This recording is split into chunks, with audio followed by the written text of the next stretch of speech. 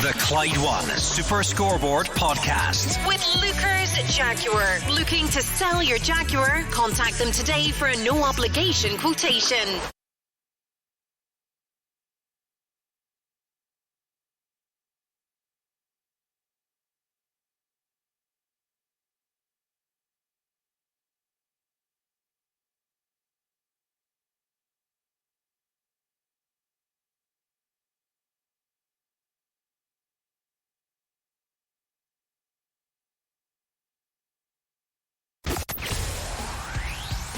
It's game day, and this is the home of Scottish football. It's Clyde One Super Scoreboard.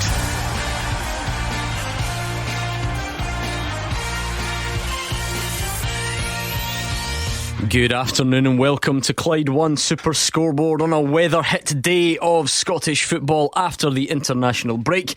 Rangers v Dundee United goes ahead, but not until 3:45. Another slight delay ahead of St Johnstone v Killie. St Mirren Aberdeen should be on for now, with Ross County against Motherwell on despite travel concerns. And Celtic head through to Hearts later tonight with an decimated card down the leagues as well. I'm Gordon Duncan, and joining me this afternoon you have, it's just the two of them, Gordon Dalziel and Mark Wilson. Yeah, a staggered start across the country. Some of that was pre-planned, obviously up at Dens Park and at Tynecastle, where Celtic visit Hearts.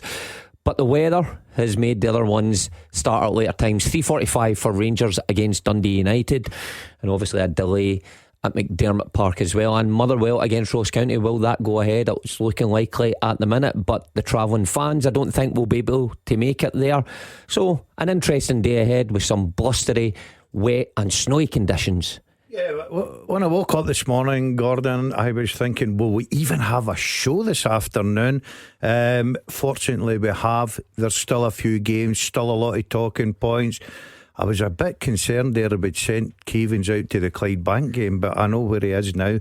But I'm looking forward to it, and I'll tell you right now, I wished I was one of the boys round about the ground, sitting there, taking in the atmosphere, enjoying the game. Get a good bovril, it's going to be cold. What a day to have only you two. You're going to need to up your efforts. No Hugh Keevins to take the heat off you and talk like he does, especially when you've got fewer games to get our teeth stuck into as well. So it'll be fun, if nothing else. If you're stuck in the house, get the blanket on, get the heating on, curl up between now and 6 o'clock, and Gordon Dalziel will keep you company. That doesn't sound right, does it? No, I'll take that back. Mark Wilson and Gordon Dalziel will try and entertain you between now and 6 o'clock. So you can tweet us all afternoon at Clyde SSB. We'll open the phones. Listen, this is what radio's made for. A bit of chaos, a bit of bad weather. We're here to try and inform. We're here to try and keep you company. So let's get stuck right in, or as much as we can. Where should we go first? One of these days where like the show plan kind of goes out the window, the structure goes out the window. Let's just go Ibrox, because it'll have the biggest crowd, it'll have the largest number of people heading there. Gabriel is there. What's the state of play there, Gabriel? Well, the state of play, Gordon, is I don't believe a word that Dazzler's saying. He wishes he was here. I've just had to clean my desk and seat with toilet roll because it's covered in sleet and snow. That is the state. Good job you always carry a toilet roll in your pocket as well. He's always as you told us over the summer. So that's good. Pack in Germany full of them. That's good that you were prepared. What about the football though? No, you boys laughing at me. It always comes in handy when you least expect it. They've just cleaned the pitch as well. The snow is off the surface here in Govan. But of course we know the game is delayed until 3:45 due to traffic restrictions all over the country. The United bus is struggling to get down the road. Slow, really slow on the East Coast, and particularly in the Perth area going up to the Broxton roundabout as well. Just to make matters worse here at Ibrox, the roof in the media room caved in, a burst pipe due to the weather, so we might have to do post-match out on the track in the sleet and the snow, COVID style. And to top it all off, the pre-match meal, which is usually a nice hot dinner, was gone. Cold sandwiches. Wait, hold on a minute, right? No, we're trying to like, we're supposed to be here speaking on behalf of the people and like sticking up for fans and talking about how treacherous it is out there, and you're worried because you couldn't get your free meal in the Ibrox press room. Bring yourself back down That's to earth, his please. Best report, mate. Keep going, Gabriel. I'm waiting. I think we've scared him off. Are you still there? I'm still here. Good, I'm still carry here. on, sorry. No, but as you were saying, kickoff is delayed until 3:45, Gordon. So we haven't actually had team news yet. We usually would have had it out of Ibrox around 1:45, but we're still waiting for that.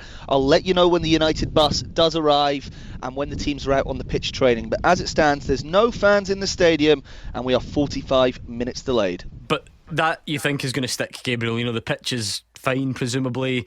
The surrounding areas, I assume, won't get any worse now. We should have a similar climate here. You think we'll be okay for 3:45? Yeah, the pitch looks fine. The pitch is certainly playable from what I'm hearing, and certainly from what I can see. The snow has been pushed off. There's a bit of light sleet here in Glasgow, but it's not lying. I don't expect it to get any worse. As long as United can get here, and if fans can get in safely, this game will go ahead, hopefully at 3:45. As I say, I'll keep you up to date with all of the latest. I've got this notion completely made up in my head that they can't quite pick the teams because they just try to figure out who's best suited to the snow and the cold weather. It's interesting there. It's all about the surroundings, and it's all about Dundee United team bus, everything like that, Gordon. The pitch is probably perfectly playable.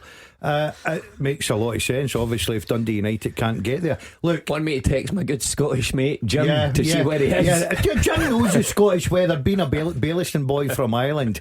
But I've got to say, it's not the best preparation for Dundee United, because usually a team will turn up a lot later and give themselves more time in a away game. But look, it's what it is. You've just got to get on with it. For those who missed the reference, this goes back to Thursday night when Gordon DL thought on the quiz that Jim Goodwin was Scottish. Anyway, I'll tell you what was a mistake. Starting this show at 2 o'clock, we should have started it at half 2, half 3. We could have pushed it back a bit. Played a couple of because records. Roger Hanna has got a big update from Paisley. No. Yeah, the update from Paisley is there is now going to be a 2:55pm pitch inspection with the potential of a 4pm kick-off here. There are stewards, there are St Mirren staff, St Mirren fans on the pitch currently shoveling the snow off. I'm trying my hardest, Gordon, to shovel it back on as quick as I can and get this game off. But at the minute, it's looking that it would be a 4 o'clock kick-off if we get the game going. There is no guarantee we will get the game going. John Beaton, the referee, has been out on the pitch with Jimmy Tillane and Stephen Robinson. There are various areas of concern. The snow is piling up round about the perimeter of the ground as they're shoveling it off. I'm not sure where the two linesmen are supposed to run, where corners are going to get taken from. It is very chaotic scenes in Paisley. If we get football, we won't get it until 4 o'clock at the earliest. That's an interesting one, Roger. Is that well, listen, you'd struggle to second guess the logic on a lot of these things, but I guess if Aberdeen fans have risked it, and if they were managed to make it, they'll be there already. So you're just going to trying to give the game the best possible chance today. Is that the way the decision will have been reached? Yeah, I can only assume so, Gordon. I mean, a couple of telltale signs. Teams have not been announced. Normally they're announced at 1:45. Neither club has tweeted team lines yet. They have not opened any of the stands to supporters as we stand. There's a lot of people outside coming along as they would for a 3pm kick-off. The turnstiles are not open. There's nobody in here other than players, the staff, the media, and the people shoveling the snow off this pitch at Paisley. I mean, the scenes are quite remarkable. There is still an awful lot of snow on this pitch. I don't know what it'll be like. The bits where they've got the snow off, Gordon, it looks okay. It doesn't look frozen. It doesn't look, waterlogged or anything like that. But it's still a big effort to get all this snow off. And I think John Beaton will come out at 5-3 and make a call. What are we looking at, sort of 50-50 in your mind then at the moment? Is it that much in the balance? Well, I was down pitch side there about 5 minutes ago just before the show started, and I was told 50-50 at best. At best? What? That sounds pretty ominous, Mark Wilson. This is where the Scottish media have to play their part and get down there on the pitch as well, with the shoes on and the shovels, and help get the game on. Roger, get yourself down there. I've been shoveling it back on. You'll be Roger, look, you're a professional, you've got to stay there. 50-50, what side of the 50 are you on? Negative or a plus? Listen, I'm here, I want the game on, but can I tell you, seeing times like this, you know who your friends are, Daz. I've just had a message from your mate the Penguin, who is boarding the 2:20 Emirates flight to Dubai en route to Bali. Yeah, he's got some cash. He says, I'll wave to you out the window as you're shoveling the snow. Wow, Fraser Wishart. Is this on PFA business? Surely the PFA conference can't be in Bali this year. The FIFPro or whatever it's called. This must be a holiday. I've absolutely no idea. You know what he's like. He's a jet set. All the money he's got. That was a huge success on Netflix. You imagine the money he's got for that show. Hey Roger, just to let you know, if the game does get called off, don't think for 1 minute you're heading up the M74 back home. You'll be heading in towards Clydebank, my friend. 77, sorry. You'll be heading back into Clydebank, my friend. If that's the case, I'll bring sandwiches. Where are we generally, Roger, then, in terms of, because the football at the moment still becomes a bit of an afterthought. The story, or sorry Hugh, the narrative right now is all around, you know, should games be on, should they be called off, when are they called off, are fans an afterthought, all this sort of stuff. Can you broad brush this, or does it need to be taken on a case by case? Because in a weird way, the most interesting one here is probably Dingwall, where that's going to be the hardest journey for sure. If for Motherwell fans going up the A9, you know, Snowgates were closed earlier on. Motherwell are advising their own fans not to travel, and yet it's the only game that's going to go ahead bang on 3 o'clock. Motherwell went there and stayed last night, so the team were there. The match officials are there. Ross County are obviously there. The pitch is clearly fine, and that one goes ahead at 3 o'clock. Is that right? Is it wrong? How do we please everyone here? Well, listen, you said, are the fans an afterthought? Yes, the fans are an afterthought. There is no doubt in a day like this that the supporters, the welfare, the safety of the supporters is well down the list of priorities at the SPFL. They just want the game on. Let's get the game on. There's a couple of games on TV tonight. Let's get them on. Oh, but you know, you can't get Motherwell fans to Dingwall. Never mind. Let's just get the game on anyway. They're not bothered. They want the game on. I saw a rare bit of common sense in Scottish football yesterday. Elgin City and Clyde took the decision to postpone their game at Borough Briggs today, and it was a decision taken by the clubs, not by the league, so that the Clyde supporters, the Clyde team, the Clyde staff didn't need to travel in treacherous road circumstances. Stormbird has already claimed lives today, Gordon, and the SPFL are quite happy for supporters, for staff. I've spoken to some staff at your club, Motherwell, who got as far as the Broxton roundabout at Perth, were almost involved in a road collision there and had to turn and come back after the club said, listen, don't even risk it. We tried to send staff to Dingwall today who were turned and sent home. I know David Fields had terrible trouble in the M80 trying to get to Perth for the Kilmarnock game. I know the Kilmarnock team bus had terrible trouble. I think Cove versus Stenhousemuir's off because the Stenhousemuir team bus nearly came off the road. If common sense had prevailed, they would just say to games like Motherwell up at Dingwall, don't be silly, we'll postpone it, we'll play it on a Wednesday night in February. But unfortunately common sense isn't in very big supply on a day like this at the SPFL. I like the logic, Mark, and I like to think we sort of stand for kind of sticking up for fans and always having their best interests, so totally get it, and I really hope that is the priority going forward. But I wonder then, as a player, I mean, if you're a Motherwell player, as an example, you're there, you were there last night and that pitch is playable, you will have sympathy for sure and you will want your fans to come up. But Roger's alternative there is you need to go back up in a midweek in February. Yeah, I mean that is a problem. So if you're there, I think as a player, as the management, the people are there on the ground, of course, play it, because you do have to reschedule, you do have to go back up, you do have to make the journey. You're going to have to travel down anyway. You've already done the travelling, so of course play it. Every sympathy with the fans, but again, we bit like COVID, where the fans had to stay at home. The one thing I would agree with Roger is make a decision on that really early though in all the games. We all knew this storm was going to hit. We all knew that it was going to bring snow. So the decisions could have taken much earlier. But if you're up there as a team, and I'm surprised that Dundee United aren't down here as a team as well, because Aberdeen, I take it, would have came down last night and stayed over. I know there's an expense to that, but as long as the teams are here, if you can go ahead, get them on, with sympathy to the fans within that though. What do you think, Gordon? Is it that simple? Probably not, because you've got two different arguments. You've got the supporters that want to go and support their team, want to go and see every game, want to be there, want to be involved. They pay their money. I totally take that on board. And then you've got a Mark's argument as a player, and you're looking at it as a player. I would probably want to play it as well. But then there's the other side. If I'm up there and you know I've got 3 or 4 of my big hitters missing, and I'm really looking for a result, then I'm wanting the game off. I've been in that situation. You know, I've been in a situation where I'm travelling to a game and I know I've got a depleted squad and the weather's poor, and I'm hoping I get to call the games off. But if you're there and everything's okay, as players, as a player who's prepared all week, went up there, stayed overnight, they know the pitch is perfect. As a player, yes. As a supporter, I really feel for them. When you're talking about the players, the professionals and the manager, when we talk about fixture congestions further down the line, when you've got this free week and you're up there, of course you want to play if the pitch is okay.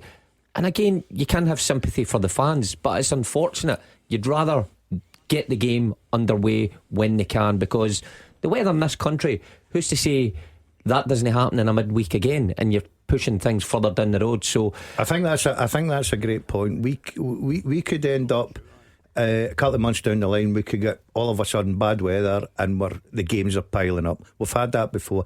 If you've got an opportunity and the pitch is playable, you're there, there's no problem with the travelling, you're there, then unfortunately, and as I say, I can hear fans screaming down the phones at us just now, you've got to play the game. Not having it, Roger? Well, listen, I'm here. I'm sure Jimmy Tilley and the Aberdeen players will want to play the game. I'm just looking. Grim Shinnie has just come out there to have a walk across the pitch, see what it looks like. A lot of the Aberdeen players have been out already to have a look along with Jimmy Tilley. There's still an awful lot of snow to be cleared off this pitch, Gordon. As we say, they're looking at a 5-3 inspection from John Bainton. It would lead to a 4 o'clock start, but still no turnstiles open, no team lines announced by the clubs or anything like that. The game is still very much in the balance. Does that surprise you, Roger? Because the Rangers game's delayed till 3:45, and which we already know, is the case. Why is this decision only been taken now, if that makes sense, at St Mirren? I don't know. St Mirren tweeted early on this morning, probably back of 11 o'clock this morning, asking for volunteers to come along to the Smiza and help them get the snow off the park. I think they were surprised by the sudden fall of snow early this morning. I think it was more than was forecast. I think they felt comfortable if the forecast had been right, they would have been able to deal with it. They're still struggling to get it off just now, and I'm trying to count the people. There are dozens of people here with snow shovels trying to get it all off the pitch and hopefully get this game going. I believe they're expecting a good crowd. St Mirren, very good result a couple of weeks ago, winning at Hibernian and Aberdeen. Obviously could go top of the Premiership with a positive result here, even if it was just for a few hours before Celtic play at Tynecastle tonight, Gordon. They would be keen to play the game. I think the away allocation of tickets was sold some days ago. As you can imagine, the support that Jimmy Tilley has inspired up in Aberdeen this season. So it was a game that everyone was looking forward to, but I think it's a game that's still in the balance. Right, David Friel has eventually made it to Perth. You don't even really need to talk about football. You can just tell us about your travel journeys and how that game looks at the moment. Yeah, Gordon, got here eventually. To put it in perspective, it normally takes me about 45 minutes from the Cumbernauld Riviera to get up here, and I think that was about 2.5 hours it took me. My sympathies go to Kilmarnock fans. To be perfectly honest with you, I've got great reservations about this game going ahead. The stadium footprint around McDermott Park, if you want to call it that, it's treacherous outside. The roads were treacherous. We're stuck at Castle Carey for a good hour, so Kilmarnock fans, who it would probably be an hour and a half, 45 minutes normally, are going to really, really take a long time to get here. The Kilmarnock media team have just arrived. I think the team bus was delayed. I'm also told that some of the St Johnstone players coming from the Central Belt were delayed as well, so I'd be interested to know what Derek McInnes thinks about it.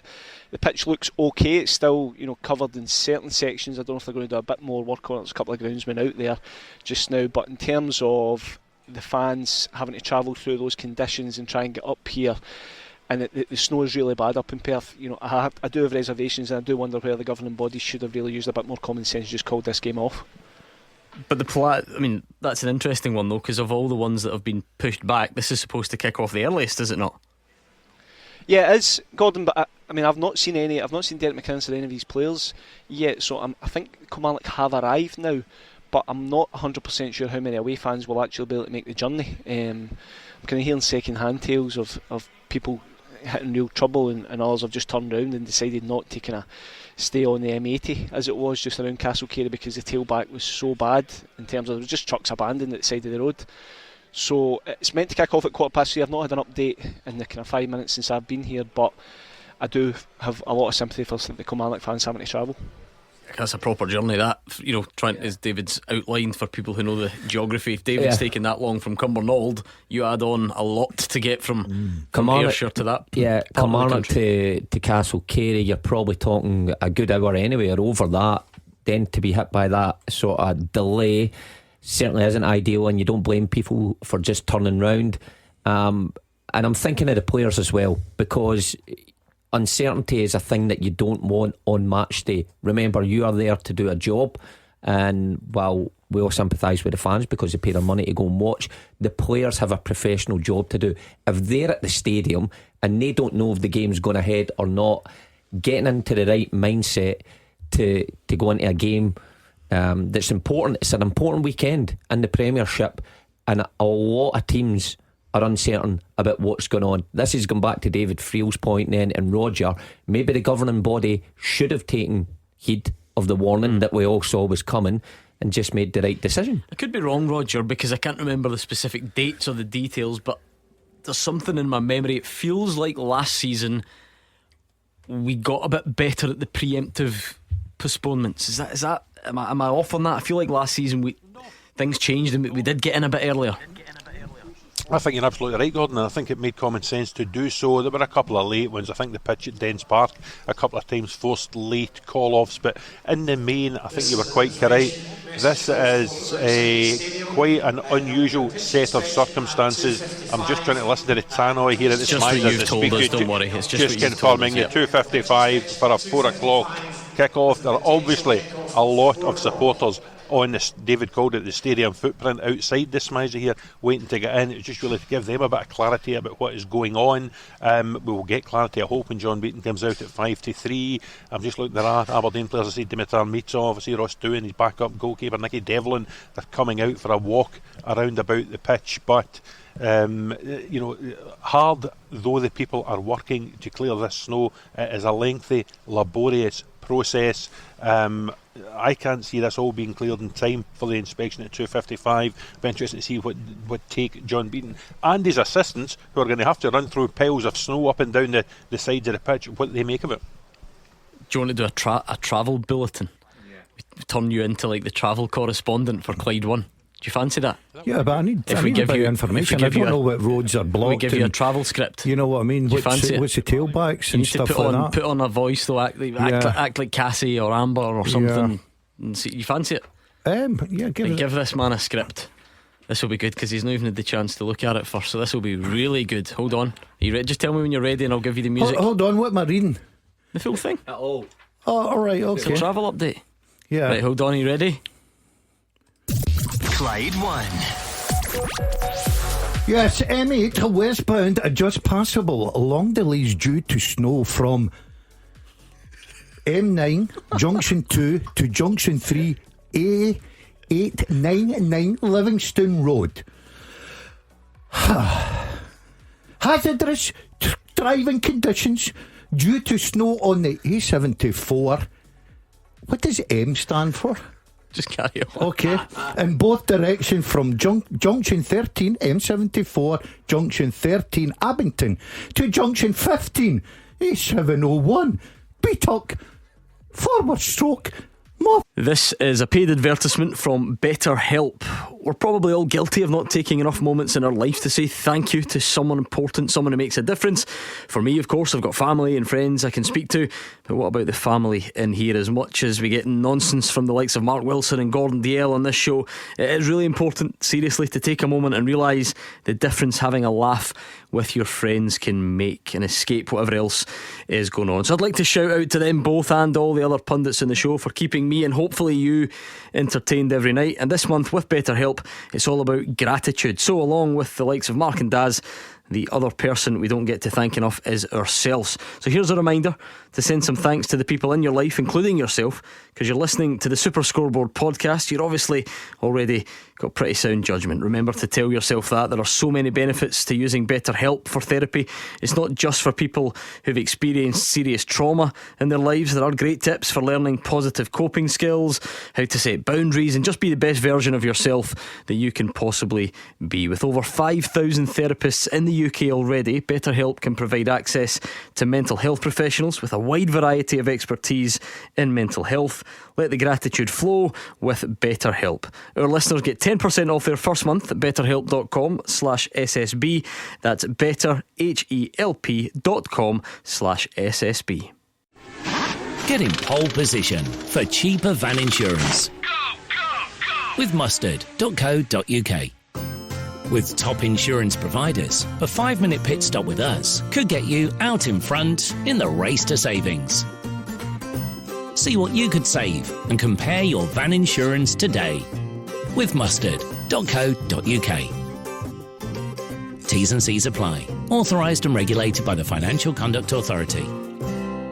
I've heard enough, let's leave it there. We've got another update as well. Ross County, Motherwell, it was the only one that was going to go ahead at 3. It's now gone back to 3:15, but only because of a VAR issue. Nothing to do with the weather. This is incredible. No. And in amongst all this madness, I'm annoyed at that, because that has done us out of at least a little quirk, something that we could remember going forward, because I thought we were going to have, surely, the unprecedented scenario, 6 games all on the same day with 6 different kick-off times. What a novelty that would have been, but it now looks like that might not be the case. We'll go back round for the latest update next. Action as it happens, and your reaction from 5 on the open line. This is Clyde One Super Scoreboard. Fairly chaotic day in store across Scottish football. Gordon Dalziel and Mark Wilson, surely the men to bring some calm to the chaos. Let's go back around some of the grounds for the very latest updates. Still on track at Ibrox for what, Gabriel? We are still on track for that 3:45 kickoff. Gordon, fans are entering the stadium now. Referee Don Robertson has been out on the pitch as well, just inspecting it. Certainly looks playable. Snow all being pushed to the sides. It was just mainly the fact that Dundee United and other supporters were struggling to make the game. We understand that the Dundee United bus is now here, and we've just got team news out of the changing rooms here at Ibrox. Come through right now so I can give you a run through 1 to 11. It'll be Jack Butland in goal, a defence of Dujon Sterling, John Suter, Robin Proper and Jefty. It'll be Conor Barron, Nicola Raskin and Mohamed Diamande in midfield. Bajrami and Cherney on the wings with Dessers up top. So just 2 changes from their game 2 weeks ago against Hearts, with Proper and Sterling coming in. Big news, no James Tavernier. He is on the bench for Rangers today. We want to talk about actual football instead of weather for a second. Do we do that? Let's talk about what you would call the big news. I mean, how could you not? Because that's not a rest. He's been off for 2 weeks. Yeah, so that looks to me like, I think this manager is slightly now bringing James Tavernier's career at Rangers to an end. Tavernier, throughout his Rangers playing career, has played mostly every game when fit, always picked, always available.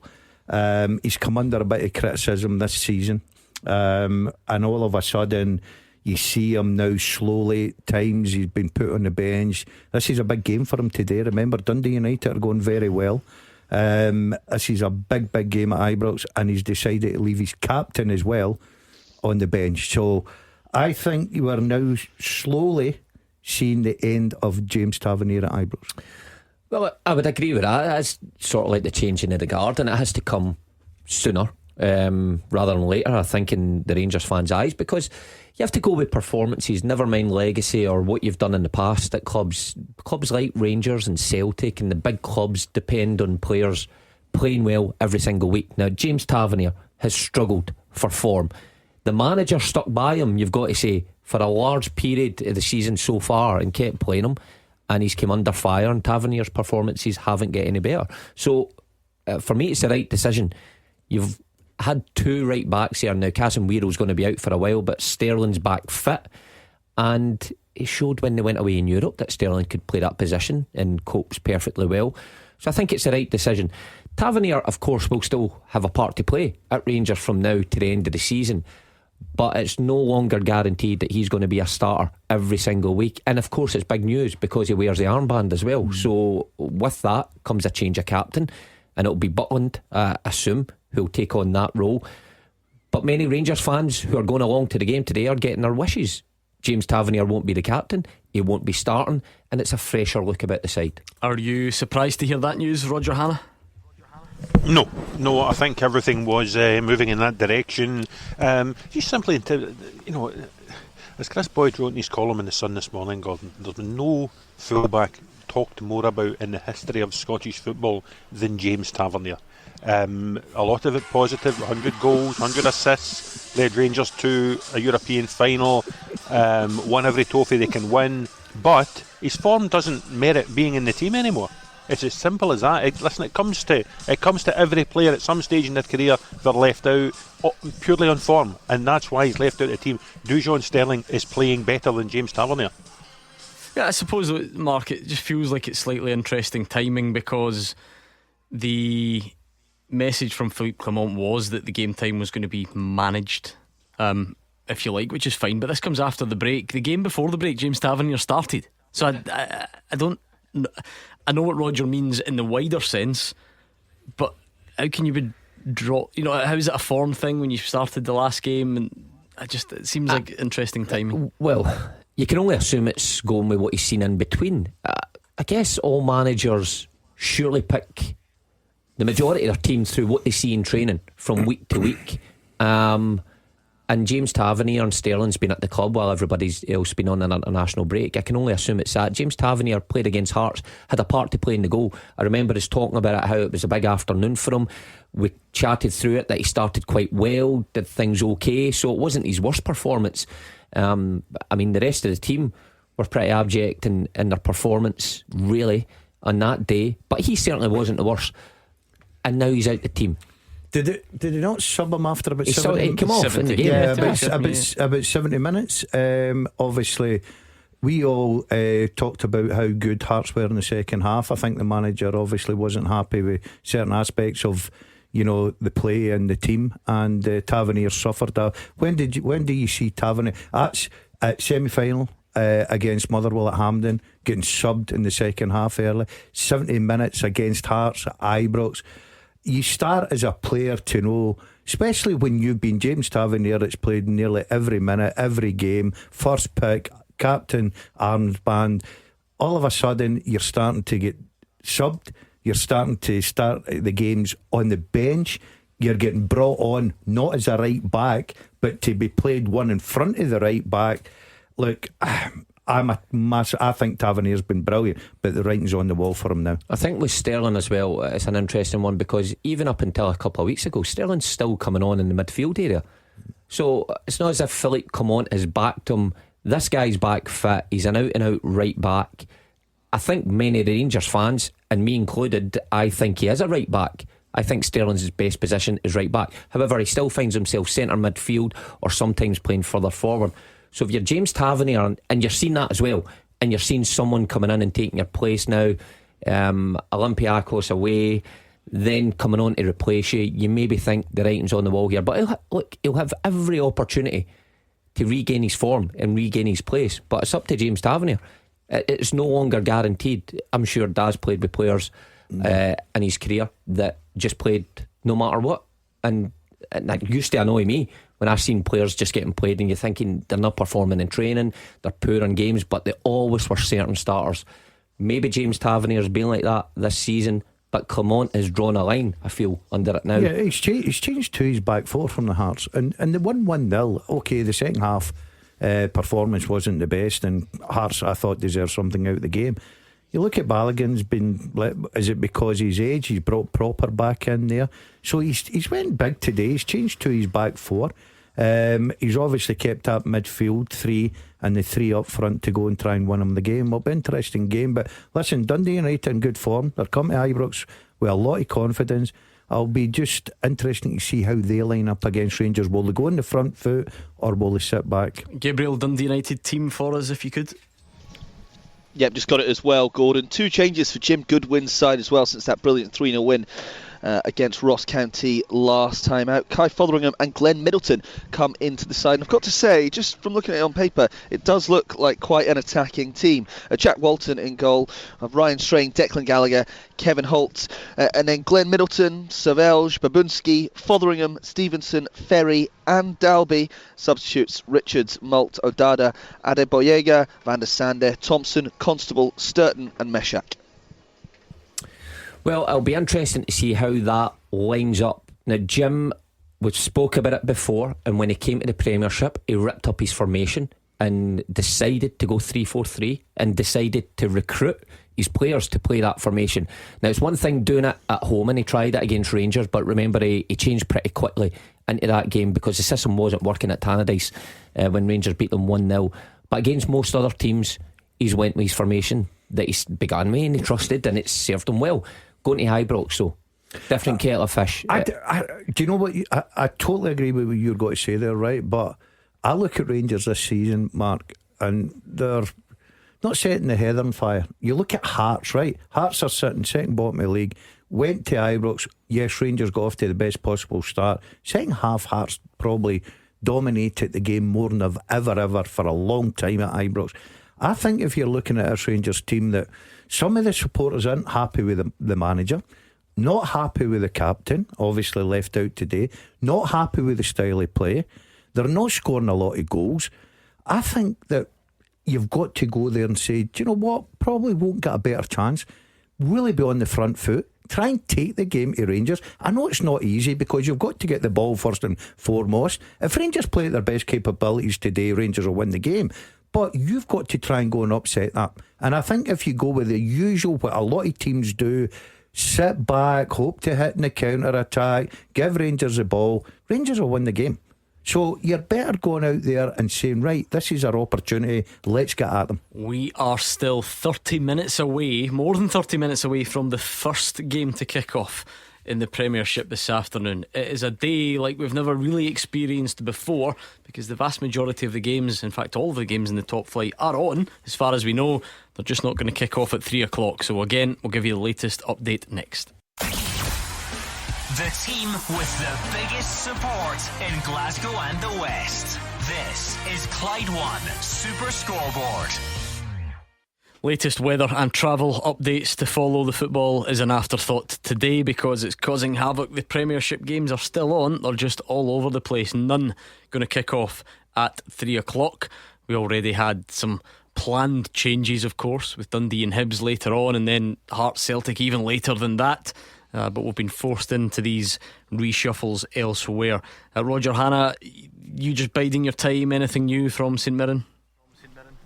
No, nothing at all, Gordon. We're still waiting. I mean, there is still an awful lot, as I know, at the risk of repeating myself, there's still an awful lot of snow in this football pitch to get off before the 255 inspection. If it passes the 255 inspection, then I have to say, very much in the balance, we would have a 4 o'clock kick-off. I note Montrose versus Annan, the only surviving League One game, is back to a 5 o'clock kick-off this evening. I'm not sure you're not extending the show to cover that one. There's not a single 3 o'clock kick-off in the SPFL today. With Ross County Motherwell 3:15, I think St Johnstone Kilmarnock for David 3:15, Ibrox for Gabs 3:45. We're looking here potentially at a 4 o'clock, and then you've got Dundee Hibs at 5:45. You've got Hearts Celtic at 7:45. Goodness knows what travelling conditions will be like for Celtic supporters, for Hibernian supporters, both going to and coming home from those fixtures.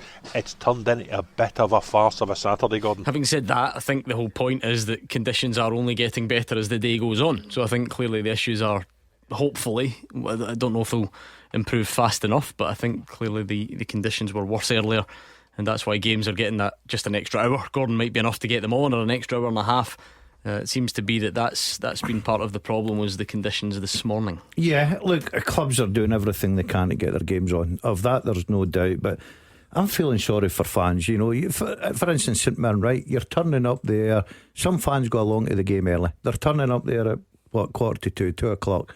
We're now sitting here, and 3 o'clock there'll be an inspection. If the game goes ahead 4 o'clock, it's another 2 hours hanging about, Gordon. You know, you can't jump your car and say, right, I'll go home then come back. Look, we touched on it earlier. for players and coaches and managing, you've prepared all week. If you're there and you look at a pitch and it's playable, go and play the game.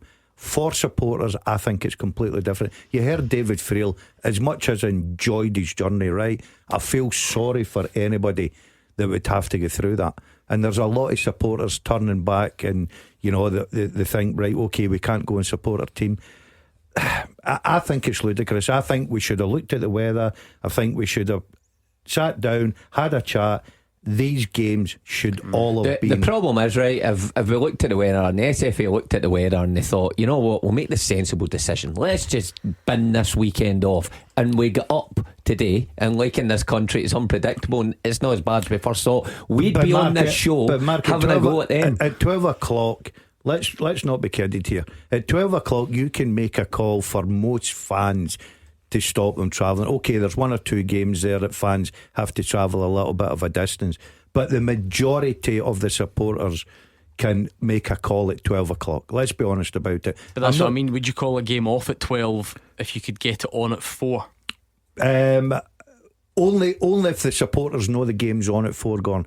There's people turning up at and you're doubting because of the fact you still don't know for sure. Yeah. So all of a sudden, these guys they've travelled, they've made their way through terrible conditions. They're turning up there. They're probably sitting in their cars just now, you know, for 2 o'clock. Where's the enjoyment in that in football? Sitting there and you still don't know. You'd be in the pub. No, well, me. He used to enjoy sitting in his car on numerous occasions, didn't he? If I was in the pub, you sit and listen to us. If I was a player, I didn't be in the pub. But what I'm saying is, I just feel I feel for the supporters, I really do. I'm on the sympathy. There, right, okay, there's David Frail. 2 hours for a journey that takes him 45 minutes, and he might not even get a game. That's the thing. Hold on, don't feel sorry for David Frail. I seen him walking to a game from Cumbernauld to Hampden one time. That took him about 3 years. Well, listen, that game is on as far as we know, and you have team news, David Frail. So let's go in normal Saturday afternoon mode. Yeah, the game is definitely on. The two teams are out warming up just now. A bit cold, but we've got a game, and I think both managers be keen to get back into the action. I do think the break probably came at a good time for both. St Johnstone and Kilmarnock probably need a bit of a reset after some poor results in the last few weeks. St Johnstone have lost 3 in the bounce. Kelly lost to Dundee and Celtic before the break. I think also for Simo Valakari, who's pretty much still new in the door at St Johnstone, he got some time to work in things over the break. He's got some new players to blood in, and I think he will hope it's a fresh start for his side. St Johnstone started the day in 10th position, but for all they've had a really kind of poor start to the season, changed their manager, they can actually leapfrog Kelly, who's sitting 8th place today with a win. Kelly have lost 8 of their last 12 games against St Johnstone. They were beaten 3-0 by St Johnstone at Rugby Park back in August, a kind of rare highlight of the early weeks of the season for the Perth side. But I think Derek McInnes will be looking for a lot more from his own side, and he'll be expecting a big performance today. As I say, Kelly probably just haven't really got going. They had European football at the start of the season. They have still had some eye-catching results, beating Rangers, winning at Tynecastle, but I think they've really struggled for the consistency probably that you kind of came to know about Derek McInnes' side. They haven't really got going. I'm sure he's looking for a strong festive period coming up. Losing Stuart Finlay, that's a blow for Kilmarnock. He's out for the long term. He's also without Matty Kennedy today. Derek McInnes, he's picked up a knock, but I still look at this Kelly team and I think Derek McInnes will be feeling it should be one that's pushing for the top 6 and should be good enough to get a result today. In terms of the team, St Johnstone lost to Motherwell last time out. They made 4 changes. Cameron, Douglas, Smith, Sidibe all out. Mikulic, Raymond, Kirk and Kimpy Oka in. Young Mackenzie Kirk getting a chance from the start up front. So St Johnstone line-up looks like a 4-3-3 formation. Josh Ray in goals, Jay Wright, Jack Sanders, Bozo Mikulic, Andre Raymond at the back, Graham Carey, Jason Holton, Sven Sprangler in midfield with Mackenzie Kirk, Nicky Clark and Benji Kimpioka up front. St Johnstone subs are Sinclair, Cameron, Nielsen, Essel, Sidibe, Franchik, McPake, Smith and Kucharavi. As for Kelly, just that one change from the Celtic defeat. Matty Kennedy being such a big player, he was really looking forward to come back and playing against his former club today as well, but he is out. I'm told he's picked up a knock, so that is a blow, but Danny Armstrong comes in to replace him. So Derek does change his formation quite a lot, and maybe a back 3 today actually. Robbie McCrory in goals, looks like a back 3 of Lewis Mayo, Joe Wright and Robbie Dees. Danny Armstrong and Corey Ndaba probably as the wing backs, with David Watson, Brad Lyons and Liam Donnelly as a midfield 3, and Marley Watkins and Kel Vassell up front. Subs for Kelly are O'Hara, Burrows, Anderson, Mackenzie, GMS, Polworth, Murray, Cameron and Bainbridge. The referee at McDiarmid Park is Ian Snedden and the VAR is Alan Muir. Must be a difficult time to sort of assess how Kilmarnock got into this game, David. Obviously there's the break. Now before that there's the game against Celtic where they did brilliantly. I think everyone thought they were very impressive in terms of the way they performed. They didn't win the game, they couldn't get a result, and also it was a very specific game plan. We totally admired the bravery, and they went man to man and they really tried to nullify Celtic, and they did up to a point. But then this just becomes a very different challenge, I suppose. Does that Celtic performance count for much today? Yeah, I think it probably does to an extent. I think if you're going and getting beaten 5 or 6-0 like Kilmarnock had the last time against Celtic Rugby Park, it probably dents the confidence. I think they'll probably take some positives from it, but as I said, I just don't feel they've had the consistency. If you look back to even this season, I think they've only ever won 2 games in the bounce once. That was in October. They beat they beat Dundee and then Rangers. There've been a few draws in there. He says so many. We spoke about the red cards earlier in the season. It seems as if every other week Kilmarnock were getting a player sent off, and normally Joe Wright. I think Derek McInnes just wants to settle everything down. As I said, Matty Kennedy is a blow, and Stuart Finley's such a big player with his pace and his power at the back for them. But he does have Robbie Dees to kind of step in as an ideal replacement. I just think he wants the team, the squad to settle down and just get into that rhythm that we saw for so long last season. That was the one thing about Kilmarnock last season. They were so consistent every other week. They would grind out results you know you were going to get from them. I don't think that's really happened this season. I do think European football did hinder them to an extent at the start of the season, but I think Derek, look at the run of fixtures coming up. He's got Dundee again next week, then Rangers, Dundee United. I think he'll be looking to get some strong performances and get some wins on the board.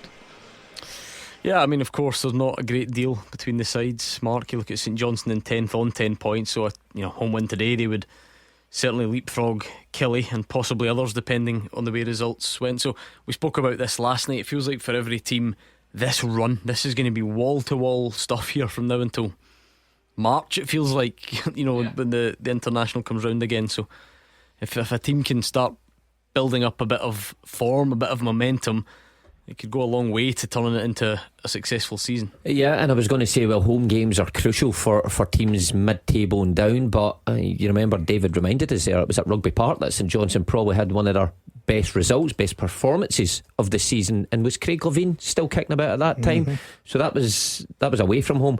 But there's no doubt, for St Johnstone and Kilmarnock, look, it's been a mixed start for Valakari. I think you see signs of them playing differently. It's quite interesting to see that Mackenzie Kirk keeps his place up front in place of Sidibe, because it looked like Sidibe and Kimpioka would be the two that would lead the line and take St Johnstone to safety within the season.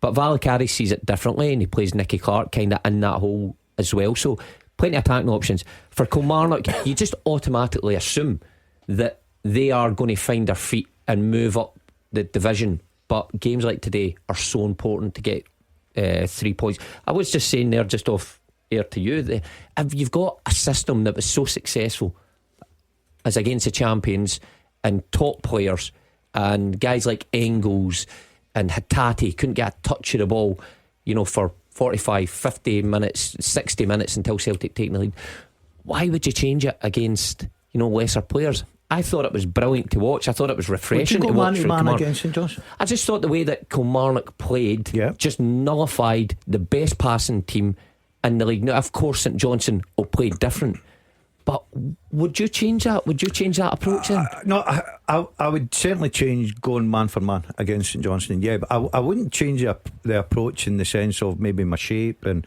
everything about it. You've got to take, I think if you're a manager nowadays, you've got to look at one game at a time.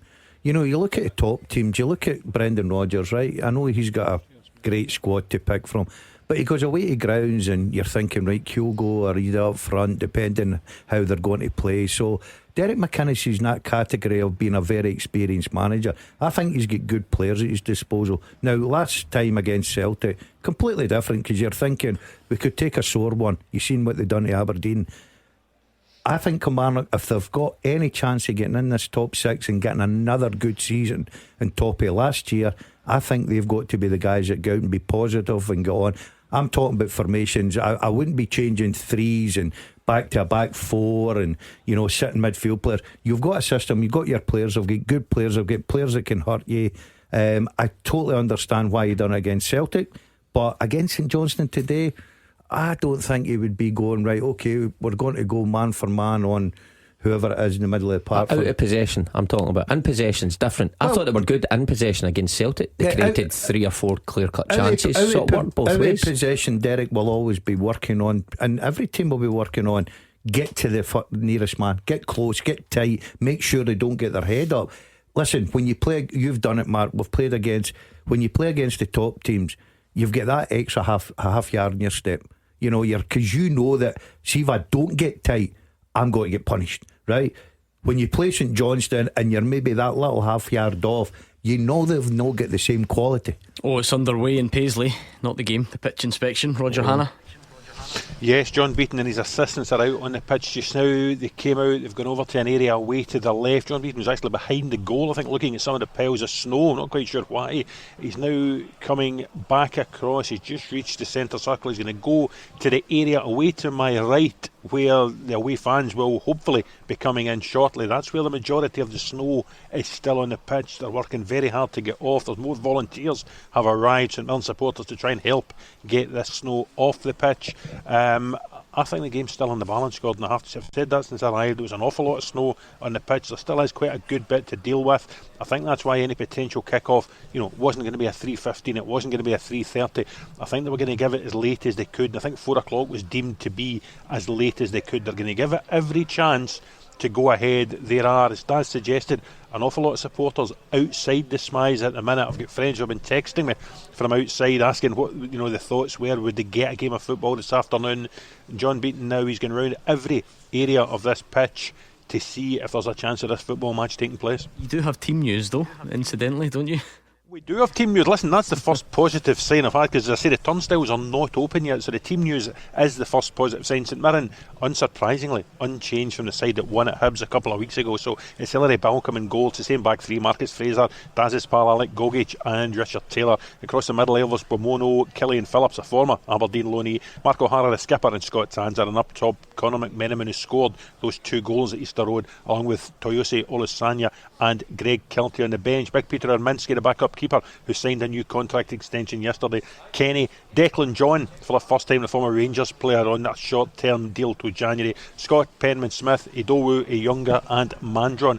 Aberdeen surprisingly make 3 changes from the side that beat Dundee 4-1 a couple of weeks ago. In come Nielsen, Morris and McGrath.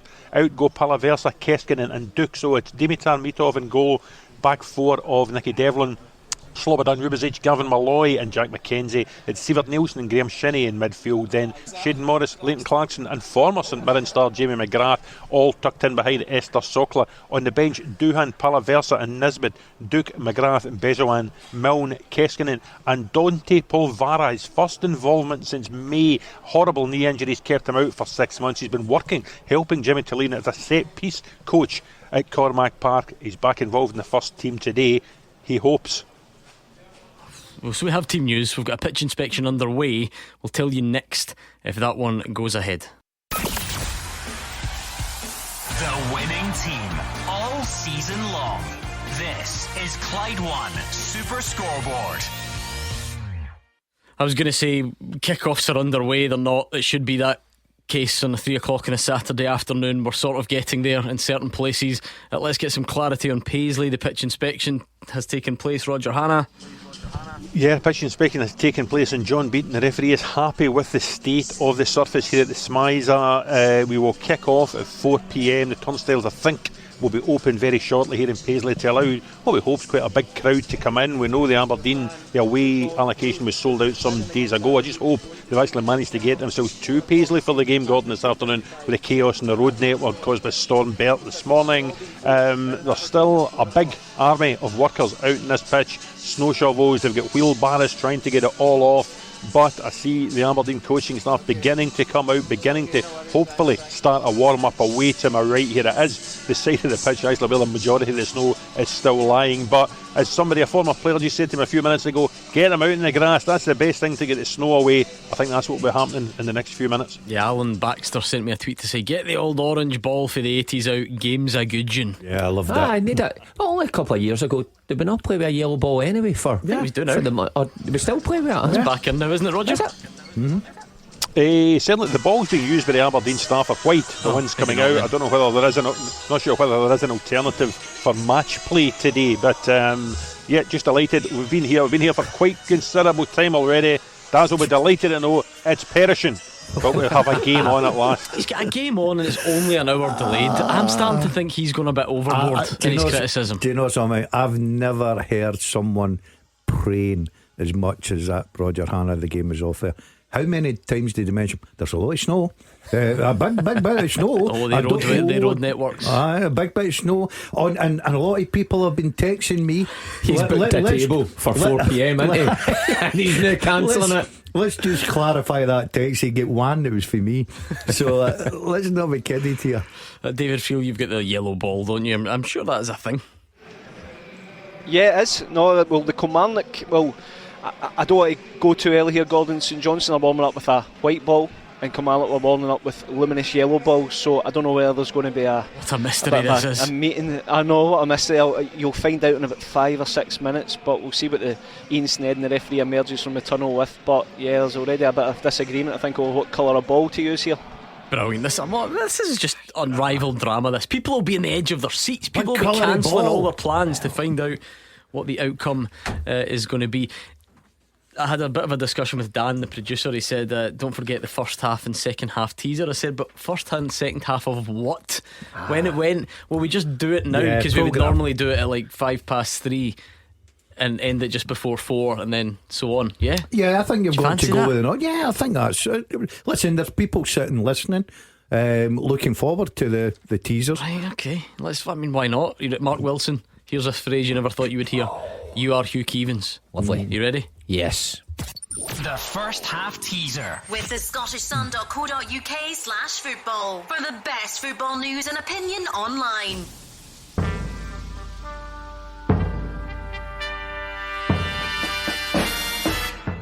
Okay, my best Hugh Keevins impersonation. Since 2016, 6 players have moved either way between Hearts and the Old Firm on a permanent basis. Can you name them? So, since 2016, 6 players have moved either way between Hearts and the Old Firm on a permanent basis. Name them. Come on then, at Clyde SSB. We're looking for one tweet with all of the correct answers, and you have to beat everyone else to it. That's the aim of the game. So send it over at Clyde SSB. You have from now until some undefined time in the future, probably just before 4 o'clock. We usually do it in the first half of the 3 o'clock games. There are no 3 o'clock games, so let's just see how we roll. I'll give you till just before 4 o'clock. Get your answers in at Clyde SSB. As far as we know, 2 games kicking off at 1:15, so we're nearly there. Let's do Ross County against Motherwell. Laidlaw in goal for Ross County. Oh, wow, this website I'm looking at's got these players in all sorts of a strange order. Let's try and make it in some sense of it. Wrights, Lopata and Leak at the back for Ross County. Brown, Randall, Nisbet, Harmon and Chilvers in some sort of midfield with Ronan Hale and Jordan White leading the attack. Motherwell go Aston Oxborough in goal. A back three of Dan Casey, Kofi Balmer and Liam Gordon. Marvin Coletta and Steve Seddon the wing backs. Ewan Wilson, Lennon Miller, Tom Sparrow and Clyde One Super Scoreboard's Andy Halliday, all providing some support for Apostolos Stamatolopoulos. On the bench for County, Allardyce, Greaves, Denham, Campbell, Telfer, Hamilton, Effetti, Samuel and Brophy. And as for Motherwell, Zratovsky, Robinson, Payton, Blaney, Katrumbis, Ibie, Connolly, Maswanisi and Tavares on the bench. The league table, Gordon, would tell you that Motherwell would perhaps fancy that, but usually you'd be hoping for, if you're Ross County, you bank on picking up your points at home in games like this, really. Yeah, they're a mixed bag when it comes to these games. You see them doing very well against teams like Celtic and up there. You never know what you're going to get from them. You're right, Gordon, if they stay in the league, it's going to be their home forum. I think it'll be a difficult game, I really do. I can't see Motherwell losing. I think they're in great form. I think they're playing with a lot of confidence. They've got a good system that suits the players. Look, 3 points from all would be terrific. If you got one and get down the road, I think you would take that and move on. Yeah, I agree with that. I mean, Motherwell ticking along nicely, sitting there just tucked in behind Dundee United. So anyone on the road is good in this division, but especially when you have to take into consideration everything that they've went through with the travel. If they managed to get 3 points, great. Ross County, you just never know. what you're getting, because they have got good individuals, but quite often they churn out poor performances and they give you opportunities. The one thing Motherwell have got in their favour, they've got guys at the top end of the pitch that can take advantage of that. So I think that one's going to be a good game this afternoon. And funny enough, probably the best area for weather. We always associate the north of Scotland just with the not worst. getting there. Maswanisi Gordon, he's on the bench, I think primarily due to returning late from international duty, so that's not ideal. You know, that's where it can get a bit difficult after the break. But there's a positive. He can come off the bench and give you that energy when you need it. He can give you a goal when you need it. I think that Stuart Kettlewell's got a good squad at his disposal. I really do. I think he's got decent players there, i.e. why they're sitting in the top 5 and going very, very well this season. They've lost 1 or 2 players through injuries, but the main man, Andy Halliday, is really performing week in, week out. I can't understand why they're talking about this Lennon Miller when Halliday's floating about. I hope he scores again. Get him in here on Monday night on the crest of a wave. And you're almost ready to go as well, David Friel. Quick recap of the starting 11s. Yeah, almost ready to go. Teams will be coming out soon. Gordon, St Johnstone, it's Josh Ray in goals, Jay Wright, Jack Sanders, Bozo, McCullich and Andre Raymond at the back. Graham Carey, Jason Holt, Sven Sprangler in midfield, Benji Kimpioka, Nicky Clark and young Mackenzie Kirk up front. As for Kelly Rob McCrory in goals, Lewis Mayo, Joe Wright, Robbie Dees will be the back 3. Danny Armstrong, Corey and Dabbit are likely to be the wing backs, with David Watson, Brad Lyons, Liam Donnelly as the central 3 and Marley Watkins and captain Kyle Vassell up front. Okay, I know it's been hard to keep up, but Ross County Motherwell and St Johnstone Kilmarnock are going to kick off next. Goals, the expert opinions. This is Clyde One Super Scoreboard. Mark Wilson and Gordon Dalziel are here. We've got the top team round about the grounds, but we've only got 2 games underway. Hopefully this is all starting to make sense because the weather has caused chaos. We have St Johnstone Kilmarnock underway and Ross County Motherwell also underway. So we do have some semblance of normality on a Saturday afternoon. We're just under 30 minutes away from kick-off between Rangers and Dundee United. 15 minutes after that, St Mirren against Aberdeen will follow, and as planned, it's a 7:45 for Hearts against Celtic. So it's been quite the day, and we're not, in fact, even after all this, David Friel, you're still a couple of minutes behind, not quite underway at St Johnstone yet. Yeah, and I don't know who won the toss, but they've just switched ends, which will just delay things even further. And I don't really know why, because there's no fans behind either goal. But anyway, I think Danny Armstrong is just about to take kick-off now, Gordon. And the answer everybody was waiting to hear, it's a luminous yellow ball. Brilliant, good, that's fine. I can all sleep well tonight knowing that information. This is causing chaos for your ACA as well. I suppose we should do it now. We can stick them all in the kick-off later. You've actually got 6 Premiership games today. How are you going to manage this? Well, here's my ACA for Sunday, because that would, when the games finish, I would start at top Rangers Dundee United. You'd go in any order you want. I'm going to go Rangers to beat Dundee United. I'm going to go St Mirren and Aberdeen a draw. I'm going Kilmarnock to beat St Johnstone, Motherwell to beat Ross County, and later on tonight Celtic to beat Hearts.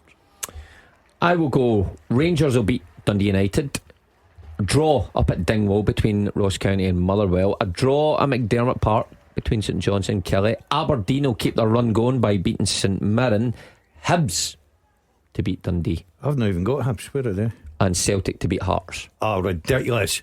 Ridiculous. What? I've not got Hibs on my sheet. Page 2. Go on to page 2. There's a full list of fixtures. Is that what PTO said? I was thinking, who are they? You were thinking potatoes. Sorry, on page 2 I'm going to go Dundee to beat Hibs. Great, good. You've had us all on the edge of our seats waiting for that one. We've got it, you're in. Let's see if any of you can even get close. But we're underway slowly but surely on a Saturday afternoon. Ross County Motherwell and St Johnstone Kilmarnock. We're edging towards the rest of the fixtures as well. We even gave you a full-time a first half teaser. Don't know when it's really going to take place, but it's up and running now. Mark, remind us of the question. Yes, I will remind you. Since 2016, 6 players have moved either way between Hearts and the Old Firm on a permanent basis. Good question, and I can see lots of you trying to get stuck into it, so let's help you along if you're struggling. Mark Nisbet would like to mention Alex Lowry. No, certainly not. Not a permanent deal. That's your problem. Got to listen to the wording. Those people out there actually thought got you snow in said their ears. From Rangers to for Hearts to I know you Rangers. did. Yeah, I know you did. That's why I've only one. Yep. I don't know where Right. the word Rangers come into it. That's just where your mind is. You didn't listen. So yeah, no. Between Hearts and the Old Firm on a permanent basis. Okay, so Jamie Dock also went Alex Lowry. Don't know why everyone's falling for that one. That was a loan move. He's back at Rangers, although obviously don't see him very often, but not a permanent deal. So get your thinking caps on. Send us a tweet at Clyde SSB. Is a race. Let's try and do it quicker than everyone else. To win it, you need to get all 6, but just throw a name in. If you don't think you can come up with all 6, feel free to throw a couple of names in, and I'll read them out and see how you are getting on. The Shugster will be buzzing, won't he? The big derby. He's in there with Ultras, Bournemouth v Brighton away from home. Is he at the game? Is he? Yeah.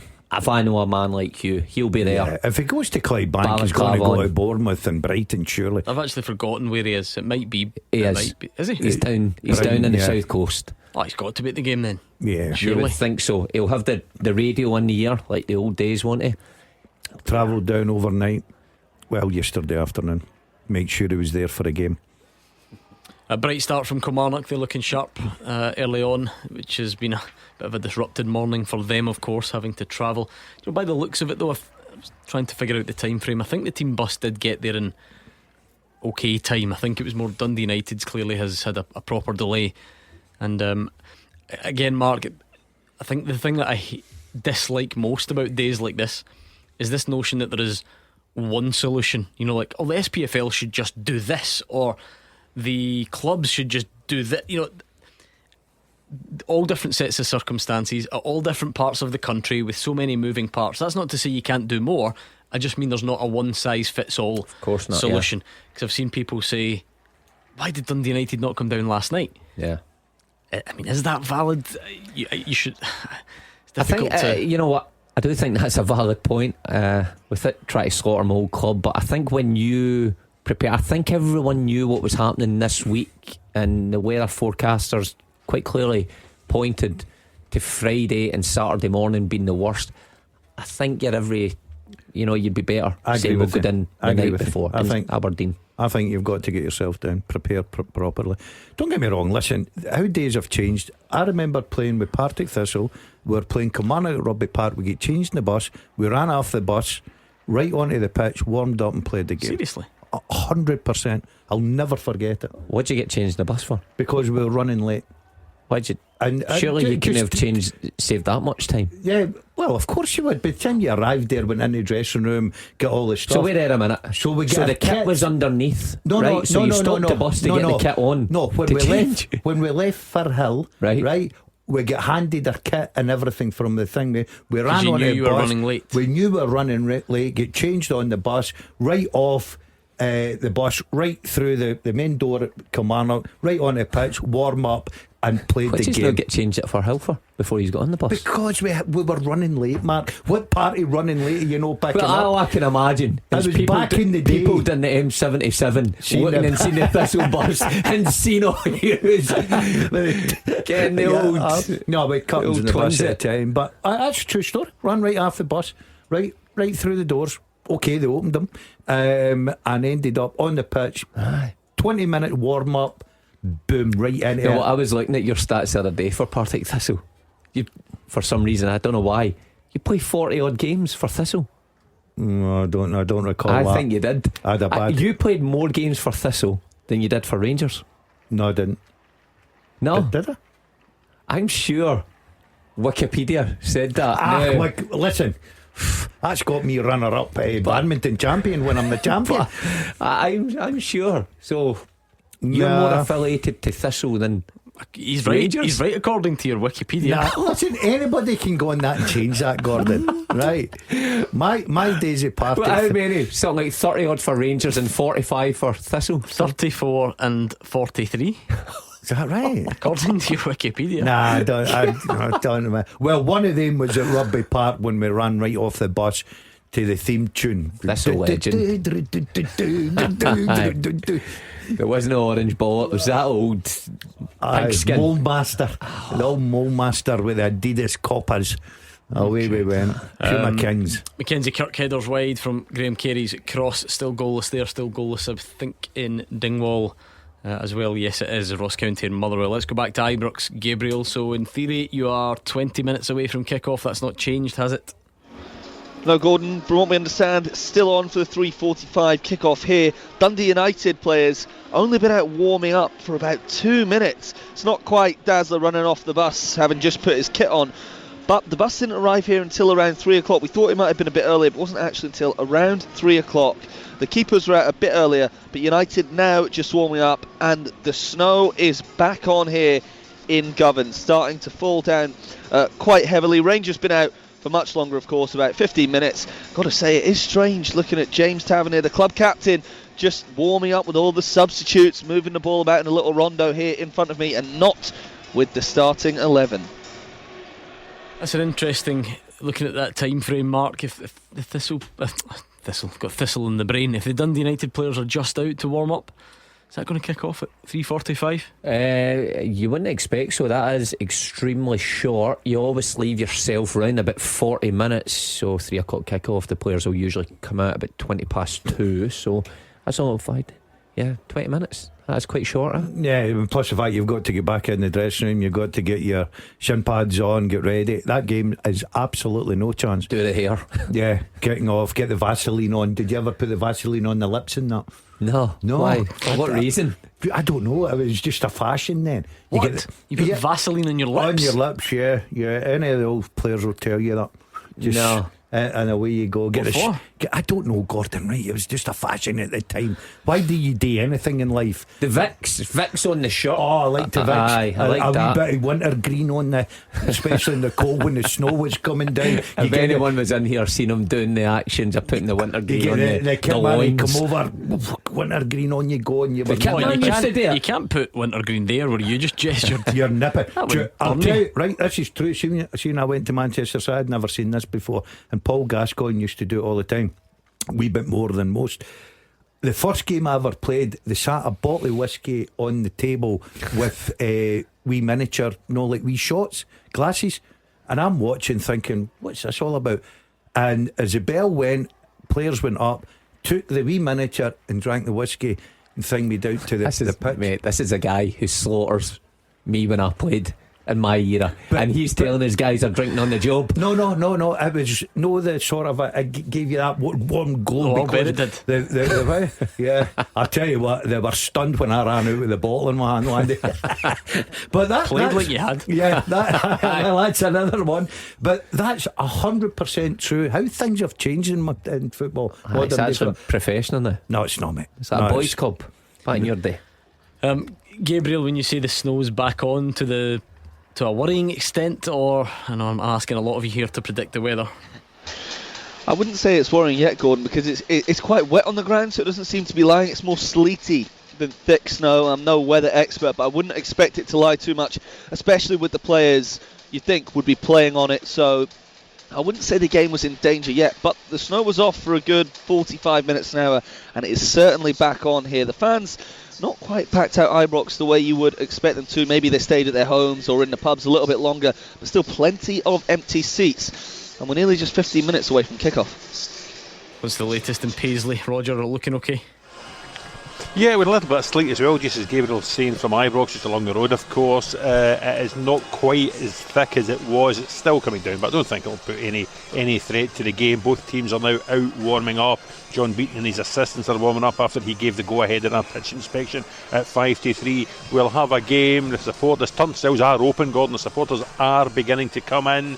I was keeping an eye on the Aberdeen end away to my right, because just with the excitement of their start to the season, remember they can go top of the Premiership table again, even if it's just for a few hours, with a positive result here in Paisley. I was expecting the Aberdeen supporters to be piling into that away end, and thus far, we've still got half an hour to go before kick-off, thus far it's pretty sparse, the away support. I just wonder how many of the Aberdeen fans have made it to Paisley this afternoon. Okay, don't forget we do have two games underway, no goals to tell you about yet. Kilmarnock had looked bright. We had the Mackenzie Kirk header from Graham Carey's cross though for the hosts. It's pretty quiet, I have to say. In Dingwall, nothing doing yet. Motherwell up there, so Ross County 0, Motherwell 0. Motherwell up there last night as a team. It'd be interesting to hear how many fans braved it and went up there up the A9. You would have, I suppose, if you weren't working today, you'd have been up there, wouldn't you? No, absolutely no chance. In fact, let me clarify something. If Motherwell were playing at home today and I live a 9 iron away into the wind, I wouldn't have been there. It's too cold, Gordon. Great, that's great commitment to the cause. Thank you for that. Thank you for sharing that with us. I have to say that was brilliant. Do you know who you remind me of? So we spoke about this during the week. I chuckled a bit when I heard that Matty Kennedy wasn't in the Killie team today. I'm sure there's a normal reason, like him being injured, but I've just got visions of him being away to the cinema or 10-pin bowling or something. We played it on Thursday night, didn't we? Said that he doesn't really like football. See, doesn't watch it. You just can't get that. I can grasp that. Right. I was the opposite. I like watching football. I like coaching football. I loved when I was a manager and coaching and trying to work out tactics and stuff like that. Okay, some people can shout you weren't very good at it, but I didn't particularly enjoy playing the game. He's the opposite, isn't he? Yes, he loves playing it, but he hates watching it. That's not what he's saying. Yeah, he's saying he wouldn't.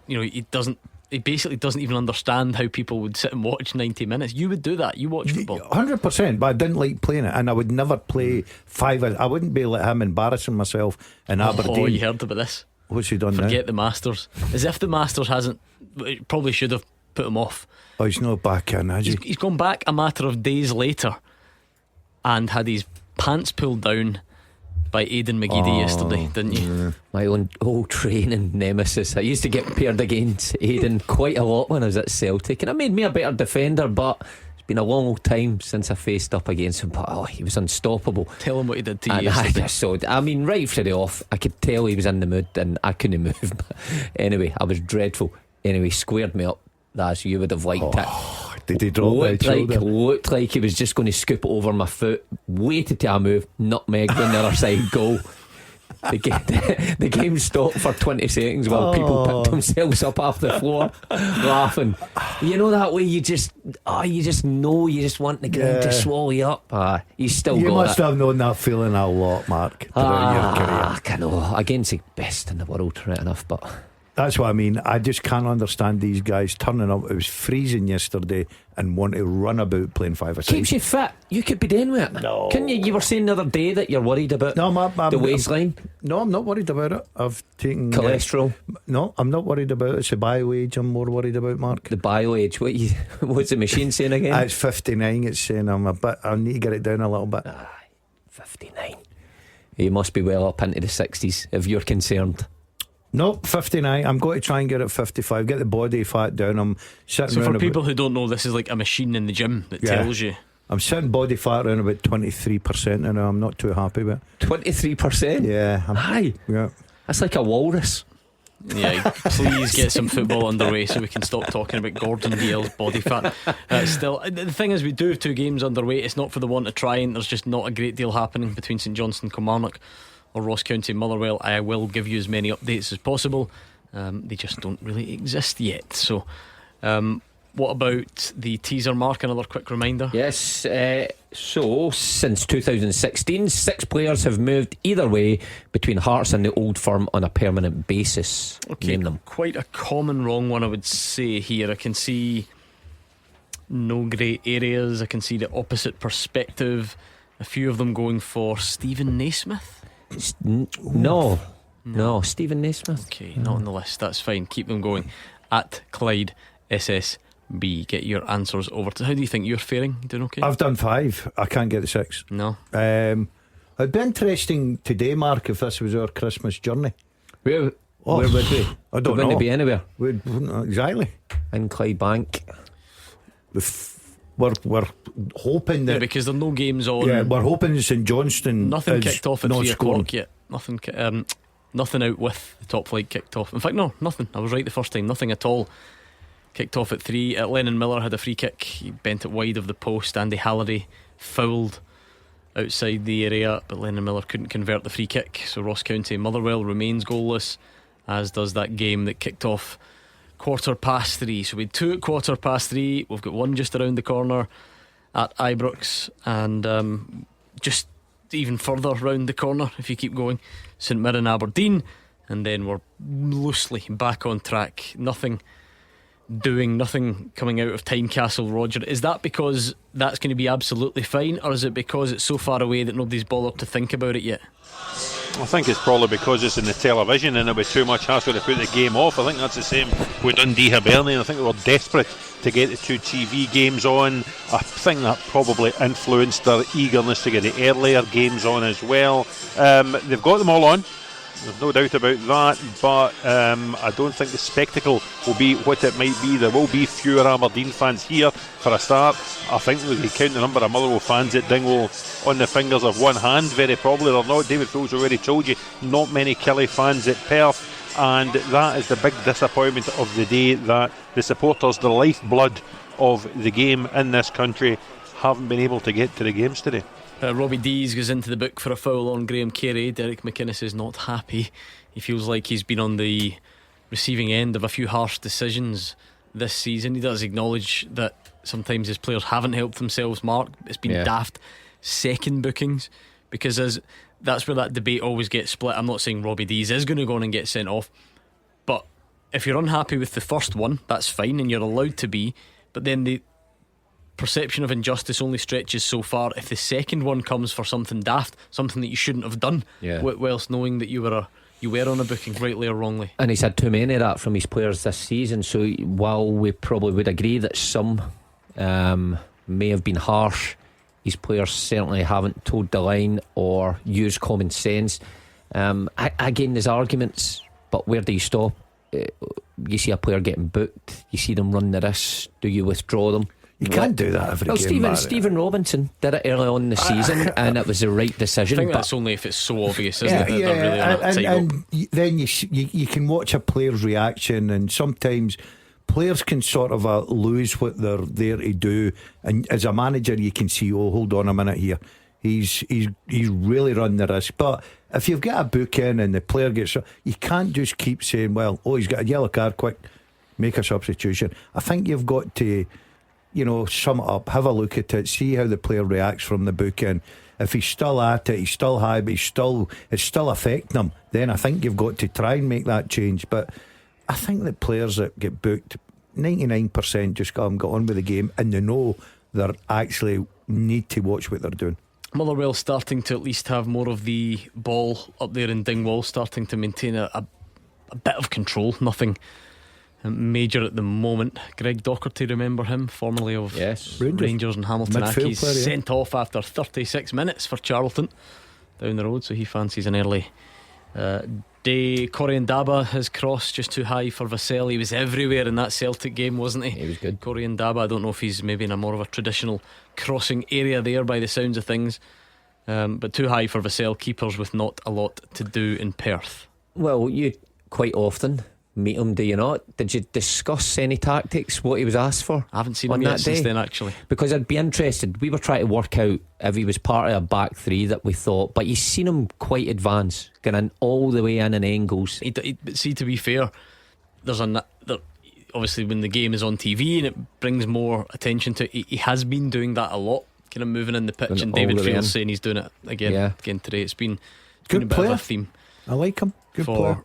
Kilmarnock. So still goalless though, nothing to really trouble either goalkeeper, which is a shame. Hopefully we can get some action, and almost all the uncertainty around the Premiership games has had us going back and forward there, Mark. It just became sort of known beforehand. Nothing in the Championship today. So your employer, Partick Thistle, is it United off? Because it was moved back there. United game. Forgive me, that's right. 3:45. I'm sure that's kicking off. But Partick Thistle away to Morton. And yesterday the players were still training as normal. But I think at Morton at Capello, the ground was pretty frozen yesterday morning anyway. So I think there was doubts about that kind of tunnel side of the pitch thawing out in time. Obviously you add snow to that. It was always looking unlikely. That was always a colour at Capel, just a wee bit when you come in. Aye. Let me ask Gabriel at Ibrox, are the teams still out warming up, Gabriel? Dundee United are, Gordon. So it's not kicking off in 5 minutes then, is it? Kick off in 6 minutes as it stands. Rangers went in about 5 minutes ago, kind of typically for a team that have been warming up here and have been ready. They've been on schedule despite the 45-minute delay. Dundee United just still out here training. I've not heard anything different, but what I would say, this could be speculative. It looks like most of the players have their shin pads and boots on and their kits, as if they might not be going back in. Thank goodness they've got their boots on, mate. What else would they have on? Listen, it's been a long afternoon. Okay. 6 of them have got slippers on. I can't believe a footballer's run out with his boots on. Drama at Ibrox. Seeing reports that they arrived at Ibrox at 3 o'clock, kick-off for 3:45. So it does look like it will be a sort of condensed warm-up. You know what, maybe he's got a point there. Maybe they are actually, all joking aside, just ready to go. Yeah, take the tracksuit tops off, wait for Rangers coming out. That would be good if they didn't even go back in. Yeah, that's just what I'm wait saying. out like an amateur team. Just stand around on the pitch. Nothing wrong with that, is there? You've done all your prep in the bus. Maybe Jim's done that. He stood up and just says, here's a talk. We're going to be sharp in here, guys. Get your stuff on. We'll stay out in the pitch. Bit different. I like that. Kim Pioka has had a shot saved for St Johnstone. Curling effort from about 18 yards. Robbie McCrory equal to it. So finally something in front of goal. No goals yet between Ross County and Motherwell either. Lots of fouls, quite kind of broken up play, very stop start. Andy Halliday whipped a free kick there. Stamatolopoulos flicked it on, but no takers, so remains goalless there. And we will go back to Ibrox for kick-off next.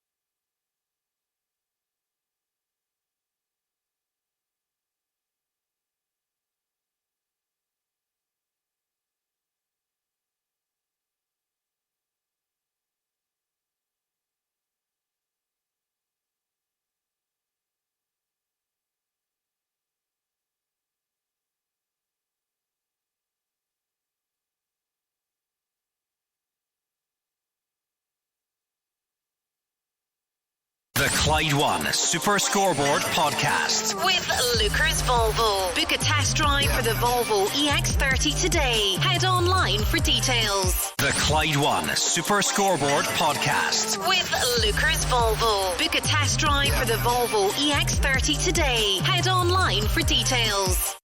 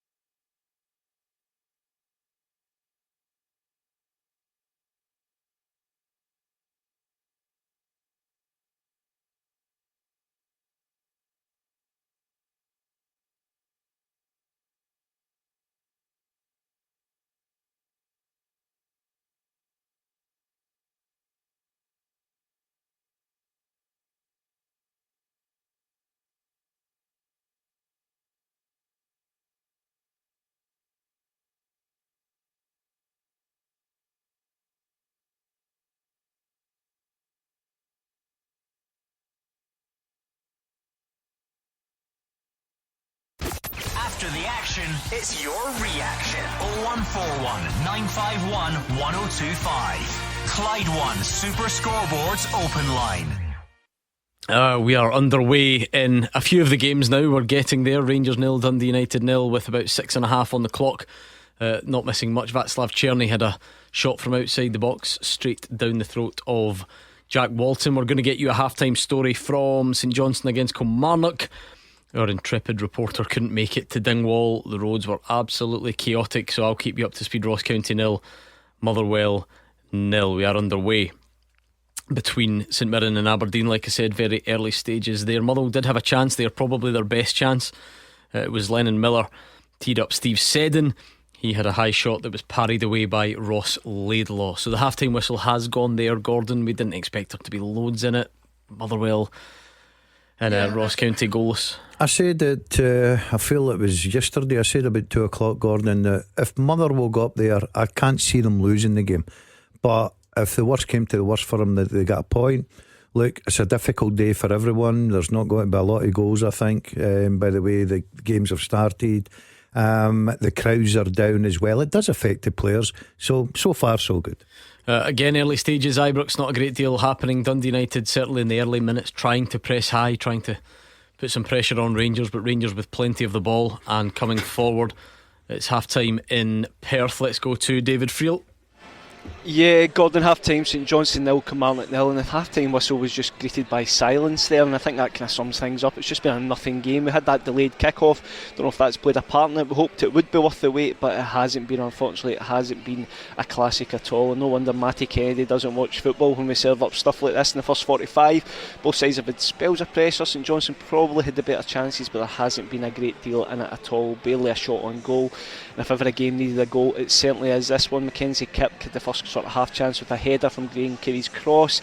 He met it well enough but glanced it wide of target. He's been bright up front, but it was his strike partner Benji Kimpioka. He probably the best effort of the first half. Cullen shot from 18 yards. Robbie McCrory, the Kelly goalkeeper, made a good save from that, but has had very little to do overall. The same goes for Josh Ray in the St Johnstone goal. I don't think he's had one save to make at all. Danny Armstrong in for the injured Kennedy. He's been lively for Kelly in the right wing, but the final ball just hasn't been good enough. They've getting some half decent positions, but they also had a succession of corners, but they've just never really threatened the goal. Marley Watkins, he did have a decent opening after a slack Graham Carey pass. I don't know what he was thinking, gave it to him. Marley Watkins was 1-on-1, I think it was Mikulic, the St Johnstone defender, but he wasted the chance with some poor decision making. That just pretty much summed up Kilmarnock's first half. Both sides undoubtedly can offer a lot more, and let's hope they do that in the second half. Half time, St Johnstone 0, Kilmarnock 0. We'll never really know, David. It's one of those things you can't put your finger on, but will there be suspicions that the sort of uncertainty and the delay maybe feeds into a sort of less than inspiring first half?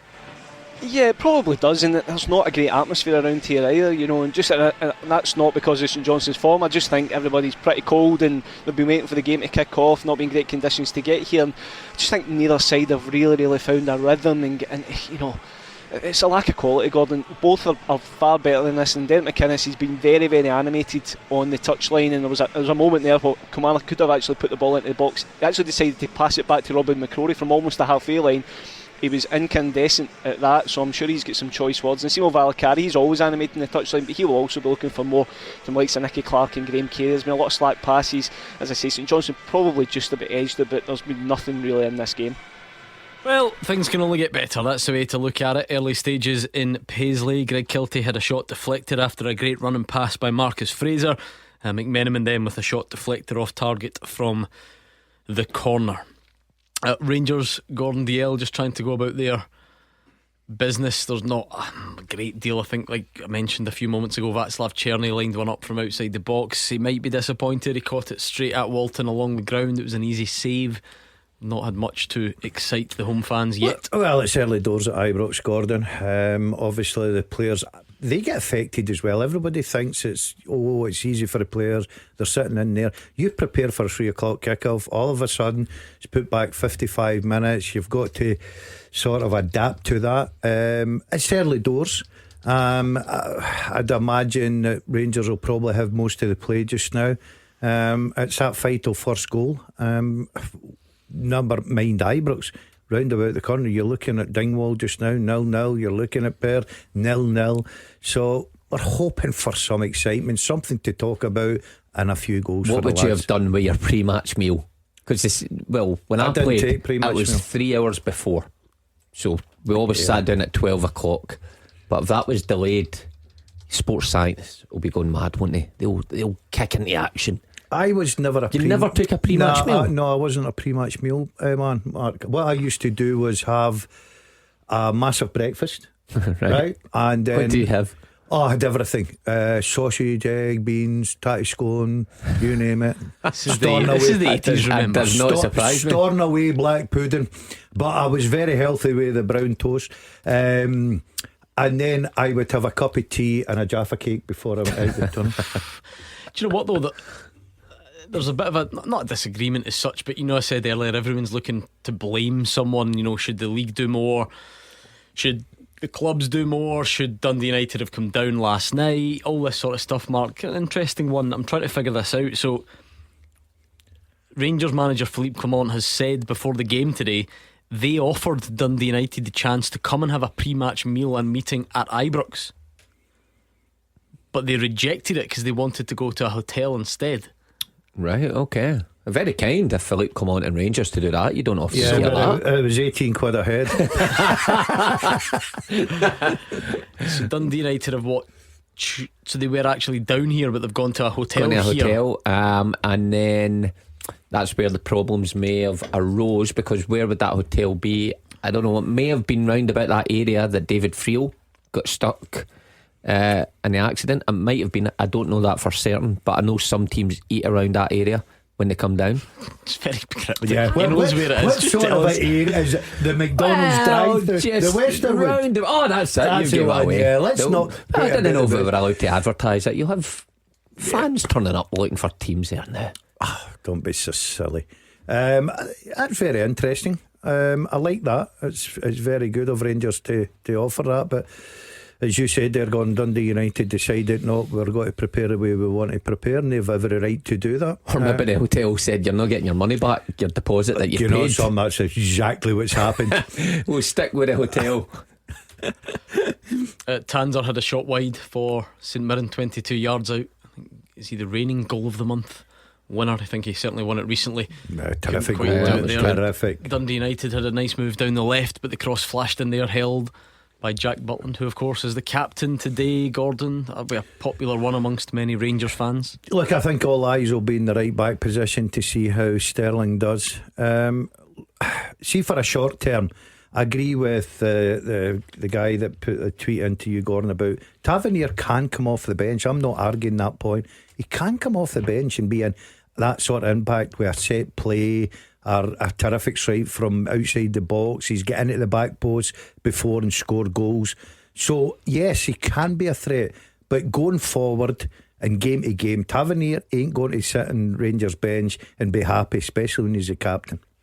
Not often that we move away from football, but just very quickly, because this is one of my favourite sports stories of the day, for the simple fact that it made me read it about 3 times. As if, am I seeing that right?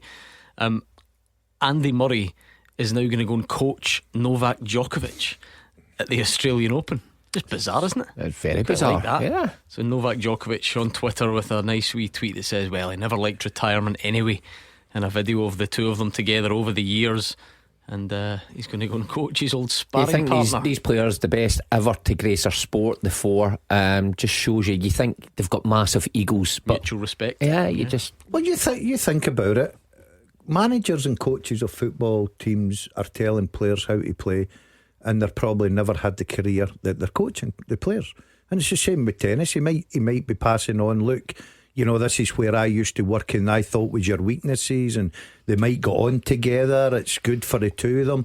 I think that's brilliant. I really love that. Yeah, it's pretty cool. Just thought I would give it a wee mention since it caught my attention. He's going on tour as well, hasn't he, Andy Murray, in terms of speaking? Yeah, coming to Glasgow, I think, isn't he? Yeah, okay. Tickets sold out very quick. I bet they're not cheap. You're well connected. I was actually thinking about leaning on you to try and sort some out. Where is it? Where he is just it? Gets tickets for everything.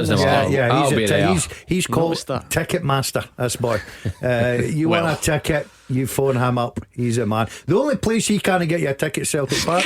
It's funny that. By the way, that is true. It's unbelievable. That is true. My brother-in-law coming back from America, he said, "Can you get me tickets?" Said, "For what Celtic game?" I said, "Listen, no, I don't think so." Dundee United have had some good territory there. They've gone up and down both flanks in recent minutes. Babinski, I think, with a shot on the turn, he was always a bit off balance, and it doesn't have any real danger attached to it for Jack Butland. It goes wide, but giving it a good go. Chatting about their formation beforehand, because Jim has went to a 3-4-3 in recent weeks in this season, but hearing it's a 4-4-2, just a flat 4-4-2. It was actually Brian Graham that gave me a text and says it's definitely a back four they're playing today, but we're hearing they've just went two up top. See, I like Dalby and Binsky maybe. I'm telling you, see in about 3 to 5 years that'll be back. That the old tradition will be back. 4-4-2. Get it down the wings, whip in the box, crossover strikers, one to the front post, one to the back post, bang, there you go. There is nothing wrong with 3-2-5 years. That's a perfectly acceptable phrase, but it did remind me, what was it he said the other night with the numbers? What was it again? I missed out 5. That's right. You were just listing them 4. off. No, 3, 4, 6 and 7. I don't like 5. 5 was never a favourite number. What was the context again? I don't know. Move on. In terms of games or something like that. He's played 3, 4, 6, 7 games in a row, something like that. Oh, it was good. I've missed it, the 5. I enjoyed that, I have to say. It's all St Mirren in Paisley, the home side. Plugging away to Yossi Olasanya is a nightmare in behind, isn't he? He's the last guy you want on your shoulder when you're facing your own goal as a defender. Scott Tanzer getting involved as well, but nothing doing in terms of a breakthrough there.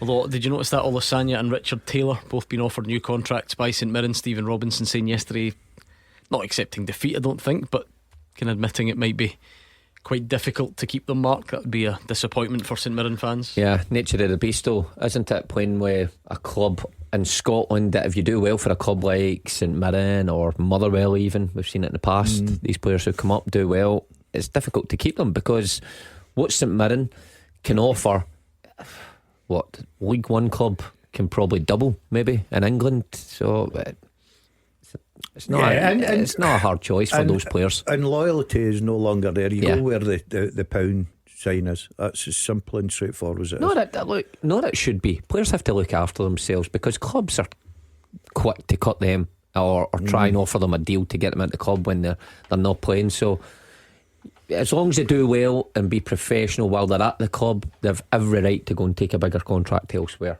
But you sympathise with the manager who coaches them in a certain style and then has to refresh the team year after year. It's amazing, because you get back to, you say, Gordon, about going back to, you remember in his day you could never get out of a club with a contract until the Bosman come in. It was incredible. You can never get out. You could never get out of a contract. The club kept you, they just kept you retaining and whatever, unless they wanted rid of you. That's a good point. I've never thought of that. So were you just trapped here? Yeah, that's the whole point of the Bosman, isn't it? Yeah. So how did you get past about so many clubs? Because I just decided, right, I'll show them. I went off for them deliberately at the right time. Deliberately. So you did the opposite of what guys do in the last 6 months, start scoring goals so they get renewed. You did the opposite. I went off for them, and I was quite good at it. I got into a good habit of it, and eventually I think Rangers wanted rid of me, and then Man City threw me out. I ended up at East Stirling at the time. I think he wanted rid of me as well. By the way, reading your stats the other day, did you go from Man City to East Stirling? I went to Man City to Partick for a record fee. Oh, did you? I thought it was East Stirling, 5,000. because I was going to say there couldn't have been many players that went from Man City to East Stirling. I went from one Lisbon line to I didn't. It was Benny Rooney, and then Bertie all come in to the manager's job. I loved Bertie. He was the best character I've ever seen in my life. He's the only guy that read out the team for Partick Thistle and his Lisbon line blazer. Oh, yeah, well, he's obviously attached to the club. But what do you think Scott Brown was in the... Did you see the new Celtic Christmas advert? Are you just bitter that another year's gone by and you've not had an invite? No, I had to turn it down this year. I'm in the Dundee United one this year. But obviously Bruni, big legend at the club, but when he's managing Ayr United, and how long's he been away? And he's in the Celtic. No, he can't have that, can he? As Ayr United manager, would you be acceptable to a Rangers advert? Would you have went there? Scott Brown is Scott Brown's a legend. Slightly different, yeah, I was going to say. Right, okay, I take that on board. I get that. I was just surprised to see him I've not seen it. I'll keep it for another day. I've not seen it. I don't do Christmas. I don't think it's your Christmas Eve. type of entertainment, if I'm being honest. Big productions in these Christmas adverts now for teams. I mean, it's sort of wholesome, it's, wholesome Christmas stuff, and Celtic fans will love it. I can't see it being up your street. That's my No, I don't my tend gut to feeling look on at things like that, Gordon. I'm not really the festive sort of guy. Have I read this second half teaser here? Are we doing it, or is this Yes. the second half? Esther, Where are we? Esther Sockler's had a shot blocked. Aberdeen finally threatening. They're not used to being the sort of under the cosh this season, but they are a bit. They're starting to show some signs now. Are you ready, Mark? Yes. The second half teaser. With the scottishsun.co.uk/football for the best football news and opinion online.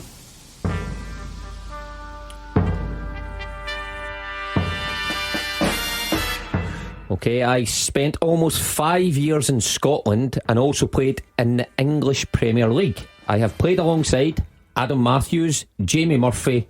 I have 47 caps for my country. Who am I? I like it. Go again. So I spent almost 5 years in Scotland and also played in the English Premier League. I've played alongside Adam Matthews and Jamie Murphy and have 47 caps for my country. Who am I? I like it. At Clyde SSB, Gordon DL usually finds a way, a very mysterious way of finding the answers to the first half teaser. But let's see how he goes today. He was reading Shug's paper, wasn't he? But I've been careful to keep that tucked away. At Clyde SSB, that's the address you need. It is a race, so come on then, let's see if you can come up with the name, put the pieces together, and see if you can get the Gordon Dale has got it. He's definitely so cheating. brainy. Yes, look at the homework. That's right. He is definitely cheating. I don't care what he says. Spelt poorly, but I get what you're meaning. Alright, okay. Anyway, at Clyde SSB, David, feel are we going to see any changes at the... Oh, hold on, we've got one of these. This is the first one of the day. Yes. So I have to keep up. Goal flashes with M&D Green Pharmacy. And it's been coming 1-0 to St Mirren. So Aberdeen for it's not like they've not fallen behind this. We've got 2 for the price of 1. Let's do this. Goal flashes with M&D Green Pharmacy. Ross County 1 up as well on Motherwell. Ronan Hale just into the second half. Ross County really been struggling for goals recently, but Ronan Hale has come up just when they needed one and put County 1 up on Motherwell. St Mirren, as I told you there, Balcom's clearance all the way through. Olasanya just ran through. I told you, a nightmare on the shoulder, and he goes in between Rubicic and Malloy. Route 1 stuff. St Mirren lead Aberdeen by a goal to 0. I did say on Thursday this is another test for Aberdeen, and it's going to continue in that fashion because it's another difficult venue. I did say it probably wouldn't be technical game, it would be more Route 1 stuff, and you've just described the goal that's went in. So testing time for Aberdeen, testing time with the conditions, the surroundings of the game, but now finding themselves one behind. Long way to go, of course, but a good start for St Mirren. The only thing I'd say about that, I knew that I went for a draw today. I thought it'd be a difficult game for Aberdeen after international break. But the one thing you've got positive for Aberdeen, they've showed good courage before, good character. They were 2 down at Celtic Park and they could have folded. They're 1 down at St Mirren. St Mirren's a very difficult place to go at times, so they'll need to show a bit of character. But as Mark says, still plenty of football to go. And Ronan Hale up in Dingwall, he has been a good signing, because you look at how hard it must be to recruit players for Don Cowie, for Ross County, but he's been one that's came across from Ireland. Scored, I remember his goal at Tynecastle, just terrific technique, and on the score sheet again. Here's a question, seeing we've got plenty of time. Would you ever signed for a team like Ross County or Inverness? If they weighed me in, seriously? Enough. Yeah. By the way, I don't mind that part of the world, and you probably find players that go up there just start flitting between the two because they get settled up there. Also, the Ronan Hale's come from Irish football. It's a chance to come and play in the Scottish Premiership. No, I'm not talking about him. I'm just talking about in general. I for take us it I know the getting answer that you're going to say. Absolutely not a chance. Just not enough nightlife. No, up it's there. too far. No, Thingy Foxes is Johnny great. Foxes. Johnny Foxes is brilliant on a Friday night, but it's just too far away from me. Okay, I'm sure the citizens of Dingwall are devastated. Donnelly's booked for a pool. Liam Donnelly, Kilmarnock, he's done it before and got sent off. Derek McInnes will be keeping an eye, I'm sure, to see was that how in Dingwall? he goes on there. Did he get sent off, Donnelly? Yeah. Rangers are employing a bit more attacking intent now, Gordon. Some territory, but still that breakthrough. I just think this afternoon, anywhere will be a game of just for supporters be patient. They probably won't, Gordon, because they've travelled from long distances. The game's been put back. The weather's not great. You're sitting there freezing. You're wanting entertained. And it's very easy to lose patience. But I think this afternoon, especially with conditions and everything and what's happened, I think you've just got to try and give the players a little bit of slack. Big save though, Barami with the curler, and it's saved from Jack Walton. Just before that, Ibrox was starting to get in that mood, groaning a bit with misplaced passes. Listen, the colder the temperature gets, the earlier the groans come when the misplaced passes. We're only 27 minutes in, but nevertheless they were starting to get frustrated. Barami's curled one and saved, so it does remain goalless. A bit of a comedy slip by Gavin Malloy there to let Olasanya in Paisley, but the ball's cleared after the cutback. So Aberdeen really having a tough old time of it in Paisley. Yeah, and you think what a lot of their success has been built on is Rubizic and Malloy, that partnership, with Mitov behind them, real solid base. And it sounds in the early stages they're struggling to get to grips with quite a direct approach from St Mirren, maybe the underfoot conditions as well. So they'll have to dig deep.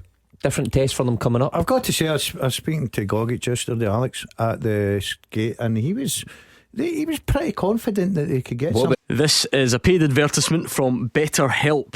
We're probably all guilty of not taking enough moments in our life to say thank you to someone important, someone who makes a difference. For me, of course, I've got family and friends I can speak to, but what about the family in here? As much as we get nonsense from the likes of Mark Wilson and Gordon Dalziel on this show, it is really important, seriously, to take a moment and realise the difference having a laugh with your friends can make and escape whatever else is going on. So I'd like to shout out to them both and all the other pundits in the show for keeping me and hopefully you entertained every night. And this month with BetterHelp, it's all about gratitude. So along with the likes of Mark and Daz, the other person we don't get to thank enough is ourselves. So here's a reminder to send some thanks to the people in your life, including yourself, because you're listening to the Super Scoreboard podcast. You're obviously already got pretty sound judgment. Remember to tell yourself that there are so many benefits to using BetterHelp for therapy.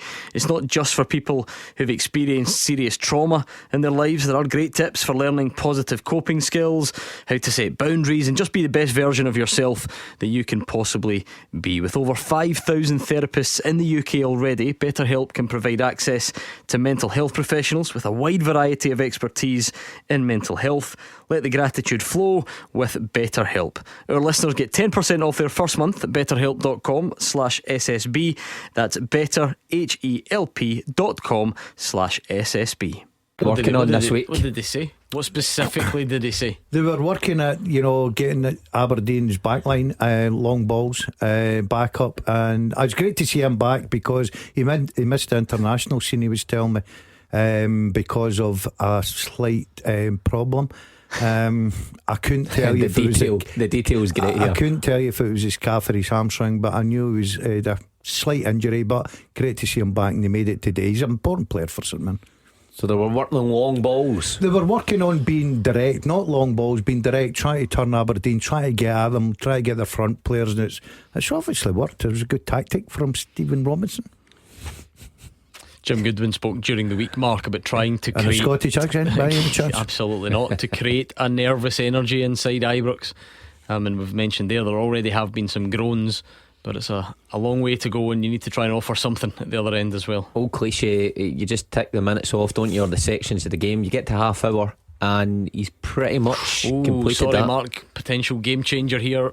Scott Tanzer red card for a lunge on Shayden Morris. Of course, VAR can take a look and downgrade it if they see fit, but Morris is getting treatment, and Tanzer at the moment looks like he will be heading off. St Mirren had done well to get their noses in front. They've dominated the opening stages. That would make life a lot more difficult for them, but VAR will take a look. Well, Stephen Robinson will be putting his fingers crossed, hoping that that's going to be reversed, because when you're leading 1-0, you're in a good position, you're at home. You do not want to go down to 10 men against Aberdeen. I'm sure you both spent your Friday night watching the latest instalment of the VAR review. Did you really enjoy it? Great, thank you. I was Thanks watching for Queen's Park and Falkirk, Gordon. I was trying to look at the Championship. Very interested in the Championship. Terrific football from Falkirk. Couldn't keep my eyes off it. So, they were absolutely brilliant. Actually turned up in different outfits from Willie Collum this time, so that was good. That All was right, a good starting point. Was he a bit upset? Are you on every one? I thought that was just a special you were on. Every month to you? review the month's Sorry, VAR calls. I Come should be on. more across that, Gordon. Sorry. Did you phone as him up and teammates, say, we should be Wally, what you wearing supporting tonight? you? Nah, just We brought can't go with the same club. brought options this time. Oh, Brought options just in case, but we were. And what was the outcome? What was the the chat about? high profile ones that we went through were Hattati at Rugby Park when he got a yellow card. Yeah. Willie Collum thought it should have been a red. ooh, I disagree with him. Yeah, me too. Daisen Maeda when he handballed it into the goal at Fir Park, but was he pushed in the back? Should it have been a penalty? Yeah, Willie Yeah. Collum said yes. I agree with that. He thought it should have been a penalty. What else did we go through? Oh, hold on, right, there's a few things to tell you about. We've got another one of these. Goal flashes with M&D Green Pharmacy. The Motherwell fans who couldn't travel will be thankful because it's Ross County 2, Motherwell 0. Joshua Nisbet, a quick fire double there for the hosts, and Ross County all of a sudden looking comfortable. You're never going to believe this. It's your pal, it's Gogic. Did he say that to you, that he was going to get Is he a off? red card? Oh no, Referee's going to the monitor though. no, Alex. He's a good lad. So He's he a good. might He's not like that. He's a get big a player. reprieve. Big player. You might get a reprieve because John Beaton flashed the card straight away, but he's heading over to the screen, so there is every chance that he will, on advice of his VAR, change to yellow, downgraded. There you go. Goal flashes with M&D Green Pharmacy. St Johnstone 1, Kilmarnock 0. Mackenzie Kirk, we said he was given another chance here in from the start, and it's a great header, a great finish from Andy Kirk's boy, and St Johnstone take the lead against Kilmarnock. Well done to the young man. I highlighted him earlier, saying I was surprised because it looked like St Johnstone really had a front two that could cause most teams trouble with pace, but he's found a way of breaking into the side. He's kept his place and he scores again today. And I said earlier on, Valkyrie, he's had a mixed bag. Look, you can quite clearly see it's a better brand of football that they're playing, but maybe not getting the results. But that's a good scoreline 50 odd minutes into the game so far. It's not good for Kilmarnock because as the two results stand, they drop 2 places down the table onto 10th. I was expecting big things for Kilmarnock. Look, there's still plenty of time to go, of course there, but it's not been the best start for Derek McInnes, I think. What about the Steelmen, Gordon Dale? I said, Gordon, that you would take a point and get out of there. It's one of these situations. Okay, I did say that I didn't fancy Motherwell to lose. It's one of these situations you never know what you're getting with Ross County. Yeah, You because really I think don't. they've not scored in any of the previous 3 games, and then they've fired in a quick double here at the start of the second half. What they do though is they concede late on in games. I wouldn't write that one off if I was a Motherwell fan like still you a two. point? Yeah, I would take a point and get myself down that. Motherwell get a goal in the next 10 minutes, that's finishing 2-2. It's not looked particularly likely, I have to say, up until this point, but we wait and see. So good day so far for Ross County, 2-0 up against Motherwell. A fantastic long range strike this one, so I suppose sometimes you have to hold your hand up, take your medicine, as the phrase goes. St Johnstone 1 up on Kilmarnock, St Mirren 1 up on Aberdeen. A bit of drama there. We thought Alex Gogic had been sent off, but VAR did its thing and reduced it to yellow. We were just talking about that, weren't we? VAR review. Yeah, go. What else are they? Oh my goodness. Maeda, that was the last one. Yeah, they would be the sort. The old shirt pull chaos at Easter Road. Remember, one given for Dundee United, and then Kukarevich was sent off, and then Hibs felt there should have been one at the other end just after. But it was Willie's voting that. I think he thought it was the wrong decision. Didn't think the first shirt pull should have been. It's not been a good month for VAR then, is it? I've obviously picked out the ones that there were room for improvement. Who else is on that, Gordon? Just out of nosiness. What do you mean? Who's on that committee type thing? No, you're getting 2 things mixed up here. Thanks for watching, by the way. Thanks for really keeping across Scottish football. It's not like it's your job. Hold on a minute. You're thinking of the KMI panel. Right, okay. Right, so what are you doing? Just sitting with Willie Collum and taking things off? Yes, because you get to see it and you get to hear the VAR audio. So why are you privileged to this? Because somebody needs to host it. Somebody needs to ask him the questions. Oh, right, okay. Good question. Just get a camera and Willie down the lens, cut out the presenter, just talking to himself, save a few quid. Let's zoom it then. You know. Okay, sorry Gordon, I forgot. Seriously. But going back to is at the KMI. Hold on. Oh.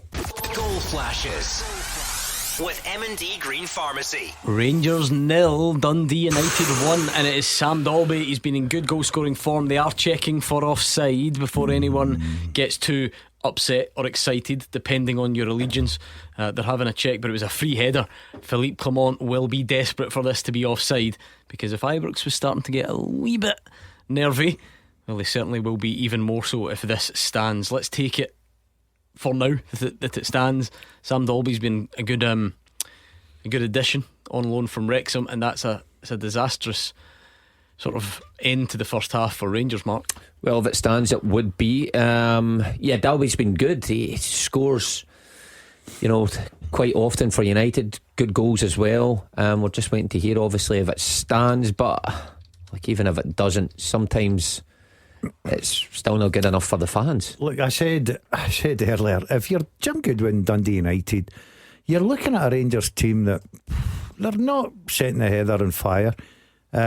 You've got to get at them. You've got to go and ask them the question. The fans, if they're not playing particularly well, will get on their back. It's interesting to see if this stands. It would be a fifth goal since joining Dundee United for Sam Dalby. The length of the check makes you think it's tight. Certainly not clear cut. And then, of course, for everyone who gets upset about the length of time, sometimes it definitely does rumble on. But of course, you have to check the attacking phase of play and all that sort of stuff.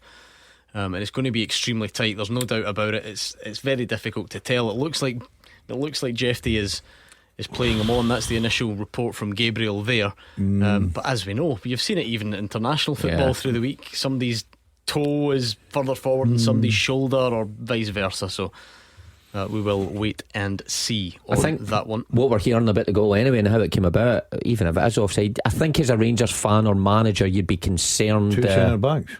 how easy, my goodness, it would be to score. Yeah, that's what I'm saying. He's made 2 changes in the back four. They beat Hearts, they got a clean sheet 1-0.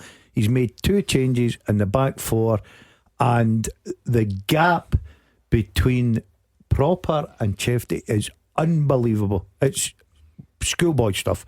You just wonder if Jim will get the little bit of luck, the Irish luck that he's looking for. But I've got to say, Rangers can't defend that. It's cheap, it's too easy. Well, it's taking its time. Do you want to know if it stands? It's off.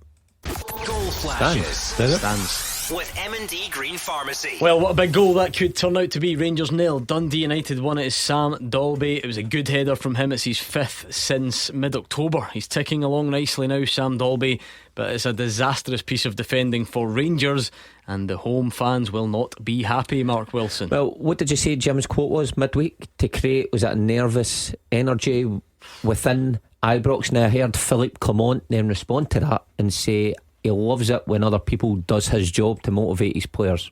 Well, approaching 40 minutes, there's one manager that's got it right and the other hasn't, and it's a huge period for Rangers from now to half time. Can they get things back in level terms? And what's the manager's team talk at half time going to be like? It's not good enough at Ibrox. Yeah, you're right, Gordon. A lot of Rangers fans have made a massive effort, and so has Dundee United, and well done to them. But a lot of Rangers fans sitting at Ibrox have made a massive effort to get there today to watch a game. They're sitting there in really cold temperatures.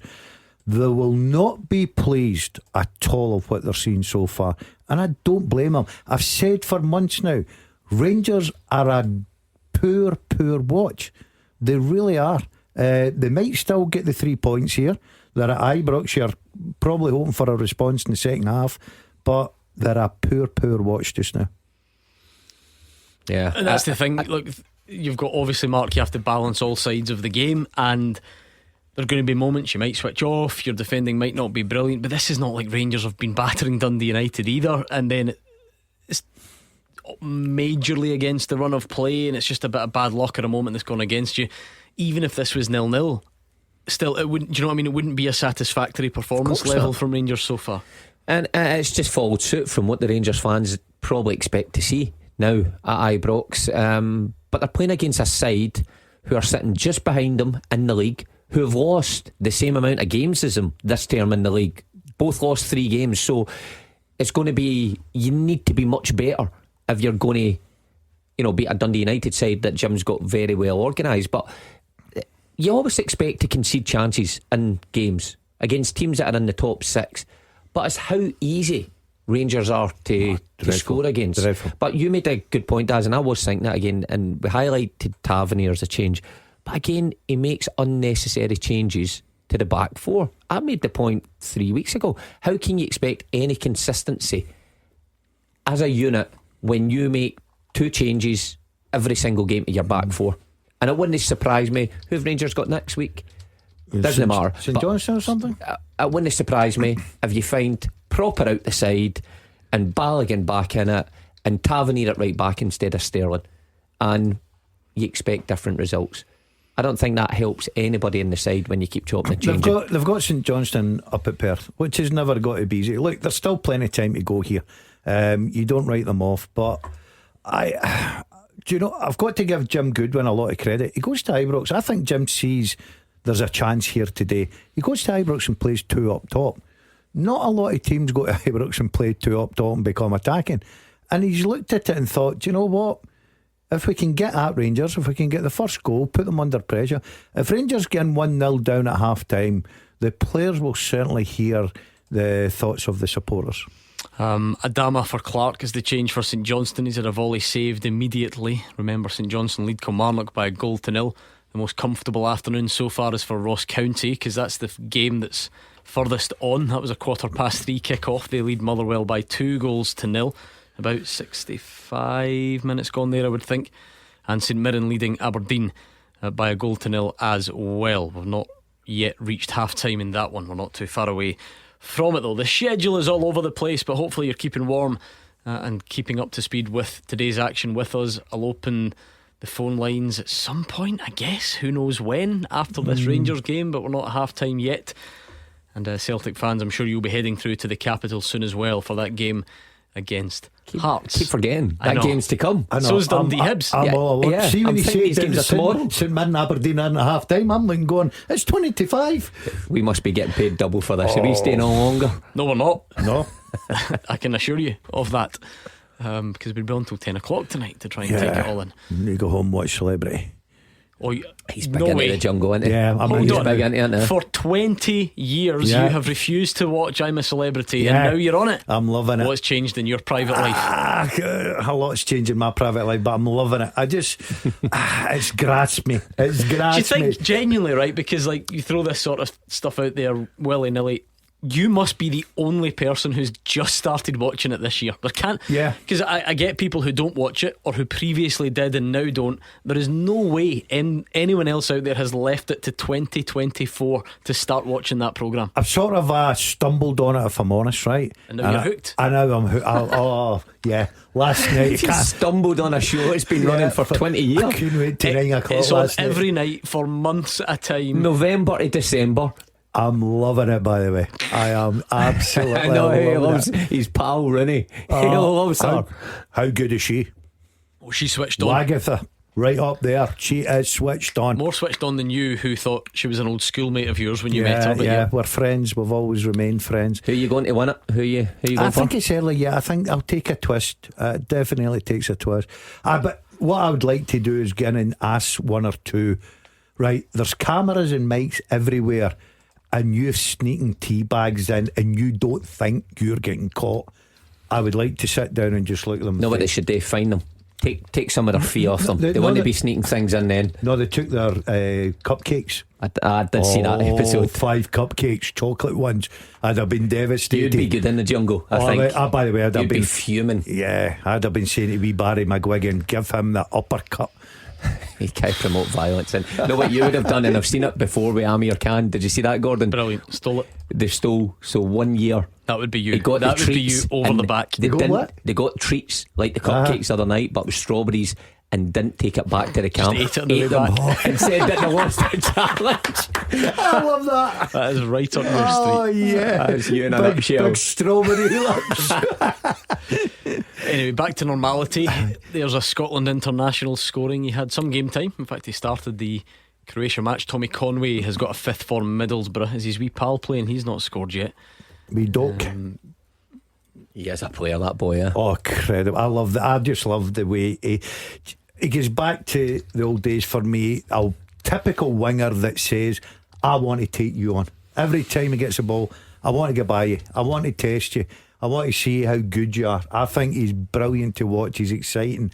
I like that. I hate the modern day winger that gets the ball, looks round at the defender, turns back and passes it back to the full back. Can't stand that. You're a winger. Drop the shoulder, ask a question and see what the answer just is. for the avoidance of doubt, I just had a message in from someone. I'll leave him nameless in case he would prefer it that way. Did I just hear you saying you're staying on till 10? No, absolutely not, under no circumstances. Just in case we sent out mixed messaging. Imagine there. that. Staying and on by to the way, 10. it's not our fault. We obviously would. We are very dedicated to our craft, but there is only one man that we cannot budge from this studio, shift him and the it's ratings. the GBX. So Cannot we shift have that to- guy. We have to leave him where he is. We could do a mix with the GBX. Aye, maybe if we start we could talk a dropping wee bit some of football beats. and then he drops in a sort of a mix. Right. Or One of alternatively, my favourites there. he analyses the football and you pick the tunes. Well, he wouldn't know it, and he's a Morton fan, isn't he? Aye. He's a shout out, does it? You know what I mean? and the amount of times I've heard him though getting at the studio and asking George for a shout out for something No, he's no, not. I Shameless don't. that, isn't Dude, it? I have never done that in my life. Heard you. Sometimes he's got a wee crumpled up bit of paper in his pocket that he's Somebody written made an on Asda. somebody's name and he just hands it to George. That'll do me well, Georgie boy. Read that one out. Actually, funnily enough, Stookie sent me a message. Met the Dazzler today. This was yesterday. It gets off to a bad start. Was the weirdest celeb meeting I've ever had. Do you know why, Stookie? Because he's not a celeb. Correct. That would be why. Seen him and said, "Oh, there's the Dazzler." We shook hands, asked each other how we were, then walked away as if we were old pals. Do you know why that is, Stookie? I'll tell you why it's weird. Because everybody he meets, he can't remember if he's met them before, so he treats everybody that way. You could have been someone that he'd played 150 appearances alongside, and that's why he did it. Am I correct? Yeah, 100%. I know exactly what words you would have used. How you doing, son? What you been up What's to? been happening? The amount of times I've heard that. Absolute guarantee. And then I'll say to him, who was that? I don't know. I say that to my family just in case I know them. I'm terrible. Do you know I remember Stookie? No, I don't remember. If I seen him again, I wouldn't know who he is, right? But you remember the incident in I question? meant, yeah, it was in the fort, I think. Yeah, he signs it off with this last three words. Well, he's definitely punching. Oh, I think we okay. just move on. Okay, Move getting right a bit on. of boxing. What one? The one on the left or the one on the right? Ask him. Watkins and Armstrong off, GMS and Bruce Anderson on. So Kelly trying to do something to get themselves back level. Not hearing much from Motherwell. They're clearly struggling in Dingwall. They hooked Halliday quite early, that's wise. Threw on Maswanisi to try and get a bit of a spark. Harry Payton, long awaited return from injury against his former team as well, but it's not working yet. What Motherwell were 3 o'clock, weren't they? 3:15. So 72 minutes gone. Yeah, they need Mark's right. I think if Motherwell could get a goal, they could maybe possibly salvage something, but It just doesn't sound like it though. no, that's the problem. Does not That's sound the like it. problem. But disappointing. We got half time yet at Ibrox. I'm very keen to hear The booze. not even so much that, just the story of the half. Rangers were trying to ball in the net actually from Robin Proper, but disallowed for a handball in the build-up. So that's going to be an interesting one, because I don't think by the sounds of it it was Robin Proper who handballed it. You know, one of those, the old Duke one. If you handball it into the net, obviously the goal doesn't stand. Ref waited for it to go into the net, And then so blow. VAR can now take a look at it. So in one way it's good. It's good procedure, if you like. Because if Don Robertson just blows Yeah, the whistle, then you have to wait and let it play out. So the allegation is that it hits Connor Barron's hand before the cross. So this could be some late drama in the half, and if it does get overturned and it stands, Jim Goodwin will be tearing his hair out, because they've got to like the 49th minute, ready to go into the break, a goal up. Jim Goodwin had been booked a couple of minutes before it, incidentally, as well. So some late drama in the half at Ibrox. And just before that, Dundee United had a unbelievable No goal. The goal does opportunity. not stand, so that decision upheld. No goal for Rangers. It remains Rangers 0, Dundee United 1. 2 minutes added. To be fair, the Dundee United players all majorly claimed way before the cross came in, they thought they spotted something. Half time, Ibrox. Here's Gabriel. Half time, and it's Rangers 0, Dundee United 1. Very loud boos ringing around the stadium after Don Robertson blew his whistle, and you can understand why. Sam Dalby free in the box to head the visitors in front in the 36th minute. A lovely ball in from Savelch, but a disaster at the back for the Gers. Dalby escaped the two centre-halves. He was played on by Jefty. Butland had no chance, and wow, this place turned after the goal. They've not created many clear-cut chances. Shots from distance have been their best bets. Jack Walton made a great save from a curling Nadim Bedrami effort early on. Jefty and Václav Černý have both broken into the box from either wing, but failed to find any blue jerseys. Ibrox was jittery and full of groans with poor passes from about the 5th minute onwards. Mohamed Diamane and Cyril Dessers receiving most of the ire from the supporters. But that goal did turn it, Gordon, and United have looked dangerous on the break. They looked like they could get a good chance just before half-time there. Incidentally, Rangers did have the ball in the net on the stroke of the break. Robin Proper with the header, but the referee gave a foul against Rangers, a handball in the build-up by Conor Barron. It did check VAR and confirmed his decision. Now, Jim Goodwin said earlier in the week that he wanted a nervous energy around this place. He has got that and then some. Rangers, though, so poor. Dare I say it, is it time for Tavernier? Philippe Clement got a huge team talk coming up. Half-time, Rangers 0, Dundee United 1. 45 minutes away from what, Gordon? A drastic change in the points deficit for sure. Yeah. More pressure on his shoulders. Questions asked about the manager. Everything that goes with the territory. If you're a Rangers manager and you're not winning games, that would be a big blow for him. I thought December was going to be a massive month for him with Tottenham coming and obviously the cup final against Celtic. But he can't afford to lose games, Gordon, especially at home. I know it's Dundee United. We've said that they're in form. Jim's went positive today. So far he's got the rewards for that. It's a big second half for Rangers and Philip Clement. Oh, without doubt. I mean, probably the biggest of his career so far, because if you lose games away from home, of course the pressure piles on you, but you put that into Ibrox, another 45 minutes performance like you've just served up, and you lose the game, then where'd the Rangers turn from there? The fans have, you would probably think they've already turned. The volume of calls we get in a show anyway. So it's only those in the positions that matter at the club that's really supporting them. But if you continue to lose or drop points on the leaders Celtic and Aberdeen, then you're in trouble. So it's a huge 45 minutes. You wonder if he'll go to his bench at half time. Yeah, going to be interesting. At what stage will we see James Tavernier, if at all? Half time, Paisley, Roger Hanna.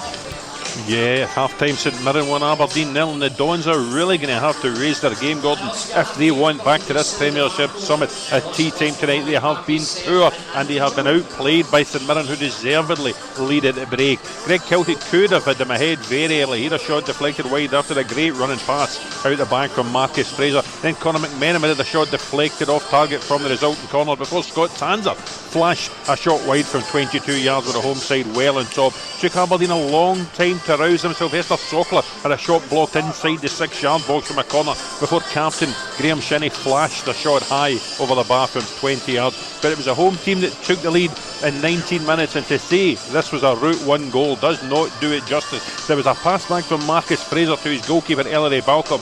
He shelled the ball way over halfway.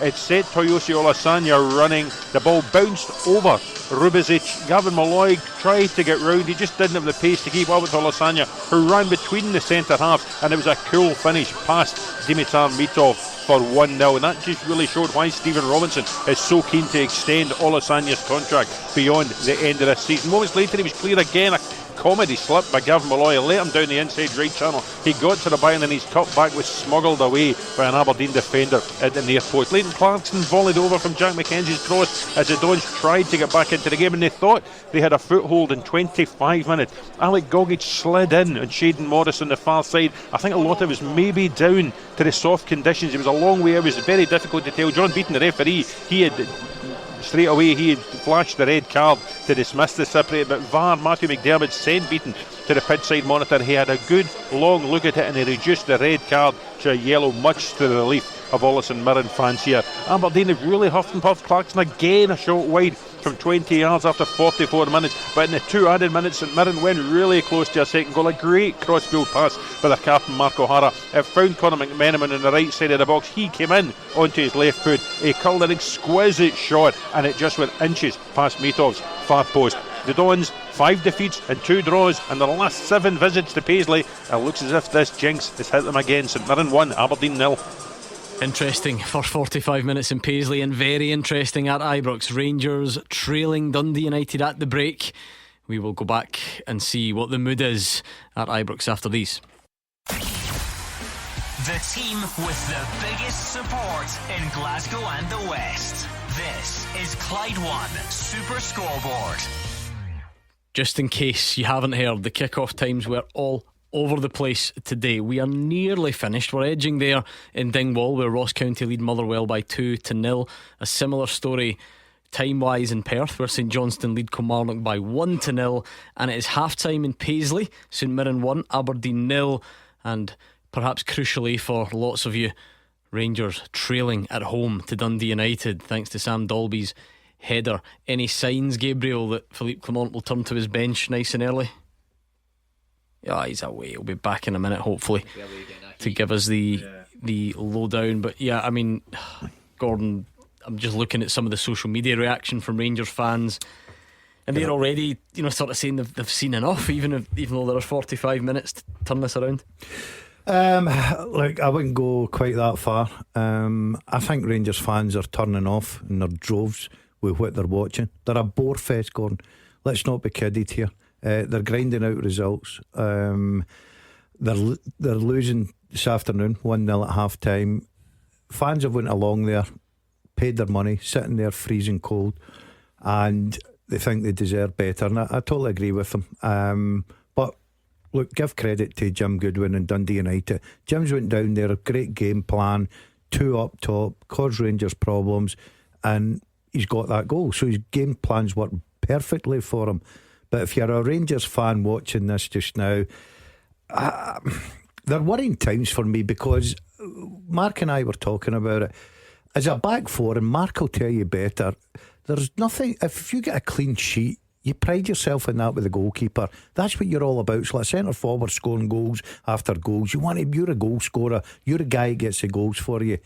He's made 2 changes to his back four after a clean sheet against Hearts, and we've seen the goal coming in, Gordon. The defending is atrocious, absolutely atrocious. So I'll be interested to see how the fans react. I think they'll give them 10-15 minutes to see if there's an improvement after the half-time team talk. If there's no improvement, then I think they'll come in for a lot of criticism. Motherwell have pulled one back. You guys said it, but 83 on the clock. Zach Robinson, who was thrown on there, 83 minutes, he's scored. So Ross County 2, Motherwell 1. It maybe at least sets up a nice finish there. Gabriel is back. You can sometimes tell, Gabriel, subs, are they out there? Have any been called back in? Gordon, there's no Rangers subs out here at all. It's all Dundee United. Oh, actually, Igamane has just come out at the moment, but it looks like he might have kept them all in to give a full team talk. Ross McCausland just emerged from the tunnel as well. We haven't had any subs out here until then. Hearing Rangers fans just here at the interval, they're all absolutely livid with this team. I mean, Mohamed Diamande has had an absolute stinker in the first half. People are calling for 3 or 4 changes. That's what they want Philippe Clement to do going into the second half, to try and salvage something from this game. And they're going to have chances, they're going to have the majority of the ball, but they just haven't really created any clear-cut chances. So they did have the ball in the back of the net, but it was a handball in the build-up. So yeah, Rangers fans clearly not happy, and quite a few, Gordon, actually left from the exits at half-time, not come back. Mark, you can save, I suppose, the wider points for full time. Rangers might come out flying somehow and be outstanding and win this game 5-1. You can see why lots of fans don't think that's going to happen, because it just feels like it's the same movie all the time, in the sense that results obviously, but even away from that, this is Ibrox, it's Rangers. There just should be a greater level of control, a much higher level of chance creation. Yeah, there should be the quality of player. There is no excuse, and the Rangers fans, why would they expect anything different? Liam Donnelly, second booking, sent off. Oh no. I feel for him. And what did I tell you? That 84 minutes gone, Derek McInnes said a couple of weeks ago he had banned the players from pulling in training. He was fining them for pulling in training so they wouldn't do it in games. And he's caught Dre Wright and he's been sent off. Liam Donnelly. Kelly's red card curse goes on. Well, it's becoming a joke now, if it hadn't already. And we're laughing about it, but it's no laughing matter for Derek McInnes, who or Liam Donnelly now, I suspect. Yeah, or Joe Wright as well, who's part of that squad. Very difficult one to put your finger on. So sorry. Anyway, back to what you were saying. Rangers. I mean, the Rangers fans, why would they expect anything different? You're right. Ibrox and the whole history that comes with Rangers. The fans are used to seeing an upturn if their team's behind at half time. But this squad's a bit different, isn't it? This manager's a bit different. You don't often get such a contrast from the way the team starts to the way the team finishes. It all just kind of goes along in the same flat line.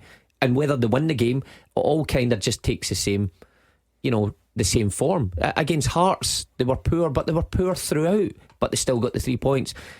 Very difficult to lift this Rangers team. Now, I might be totally wrong come the end of this, but the Rangers fans must be expecting more of what they've seen in the first 45 rather than something exceptional in the second. We've said it a lot, Gordon, but we're now in to state the obvious, in case you've not checked your calendar, the 23rd of November. What is Rangers' domestic level? What's the bit they're trying to get to? What's the benchmark that's been set? What's their best domestic performance? We're nearly Christmas. Domestic best one probably Hampden, Ross County. 6. They put 6 by them. So other than that, see right now, and I think a lot of Rangers fans would agree with this, and it's painful to see. Rangers and Celtic used to be the clubs up there, and you go to Ibrox and you go to Celtic Park and you'd find it. I don't find that with Rangers now. I think if you're a Dundee United or Aberdeen, you're going to Ibrox with absolutely no fear. People are going, well, it's Rangers at Ibrox. Well, it's not really, because this team's not exciting you. The manager's not exciting you. There's no character in this team. You're depending on young Barron, who has been magnificent since he come in. He tries, he got works about, but he needs help, he needs people in. He's making changes. His pressers are become the laughing stock when he's coming out with it. This isn't going to Ibrox thinking, do you know what? We'll need to dig in deep. We'll need to really defend here, because this team will come at us in the front foot. Dundee United went to Ibrox this afternoon and played 2 up top. That's the respect that they're giving Rangers just now. Let's go back to Ibrox and find out about half-time changes with Gabriel. Yeah, Gordon, Rangers just come out at the moment. 2 changes. On come Danilo and Yanis Hadji. Just looking at the players now, it looks like it is Cyril Dessers and Mohamed Diomande who have been substituted. And as I said at half-time, they were the 2 players, the standout 2 players, drawing the most ire from the Rangers supporters. So you can understand why Philippe Clement has made those changes. Dundee United unchanged. They're trying to hold on to what they have, but Rangers, 2 substitutes. Quickly run through the team again before we get underway. It's Butland in goal, a defence of Sterling, Suter, Proper and Jefte. Raskin and Barron in midfield with Yanis Hadji just in front of them. Bajrami on the left, Cherney on the right. Danilo leads the line, and we are back underway here at Ibrox. Well, like for like changes, Mark, and they have to work for Philippe Clement. Yeah, but there's an element of just randomness about that, isn't there? I mean, the 2 names that come out again. Hadji, was it a couple of weeks ago? Hadji couldn't get off the bench in front of, was it Dowell? Dowell's coming on in front of him. He's been left on the bench for the last 2 domestic games. Yeah, Do you know what it's like to me, Maybe Mark? a slight difference there, just in circumstance, because Hearts, they probably were just trying to see the 1-0 win out. Yeah. Whereas today they have to chase it. I think the manager's in situation just now. It's like throwing darts at a board and hope you hit the treble. And that's what he's done this afternoon. He's decided 2 for 2. He's not. I think that if you're in that situation, a top manager tweaks things. You know what I mean? Whether it's a formation tweak, whether it's something different, you know, whether it's a style of play, which a lot of Rangers fans are now arguing, what is the style of play, right? He's just went like for like. Now, he might get out of jail this afternoon in the second half. It'll need a big performance. But see if you're Dundee United right now, if I'm Jim Goodwin, I'm not telling Jim how to do his job. If I'm Jim Goodwin, I'm going after Rangers, and I think if they get another goal, they'll finish them off. So I'll be interested to see how this second half develops. But right now, this is a big 45 plus for a Rangers manager, in my opinion. I think you're right. Just seeing some of the footage through the first half come in, that Jim Goodwin and Dundee United have never really felt stretched in that first 45 minutes. They've just looked comfortable.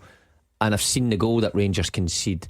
The amount of time that the United players got to cross the ball to find Dalby in the middle who's in acres of space is incredible. So not just the centre halves, you look at your team as a unit, and we're chatting about style of play and how Rangers have gotten on.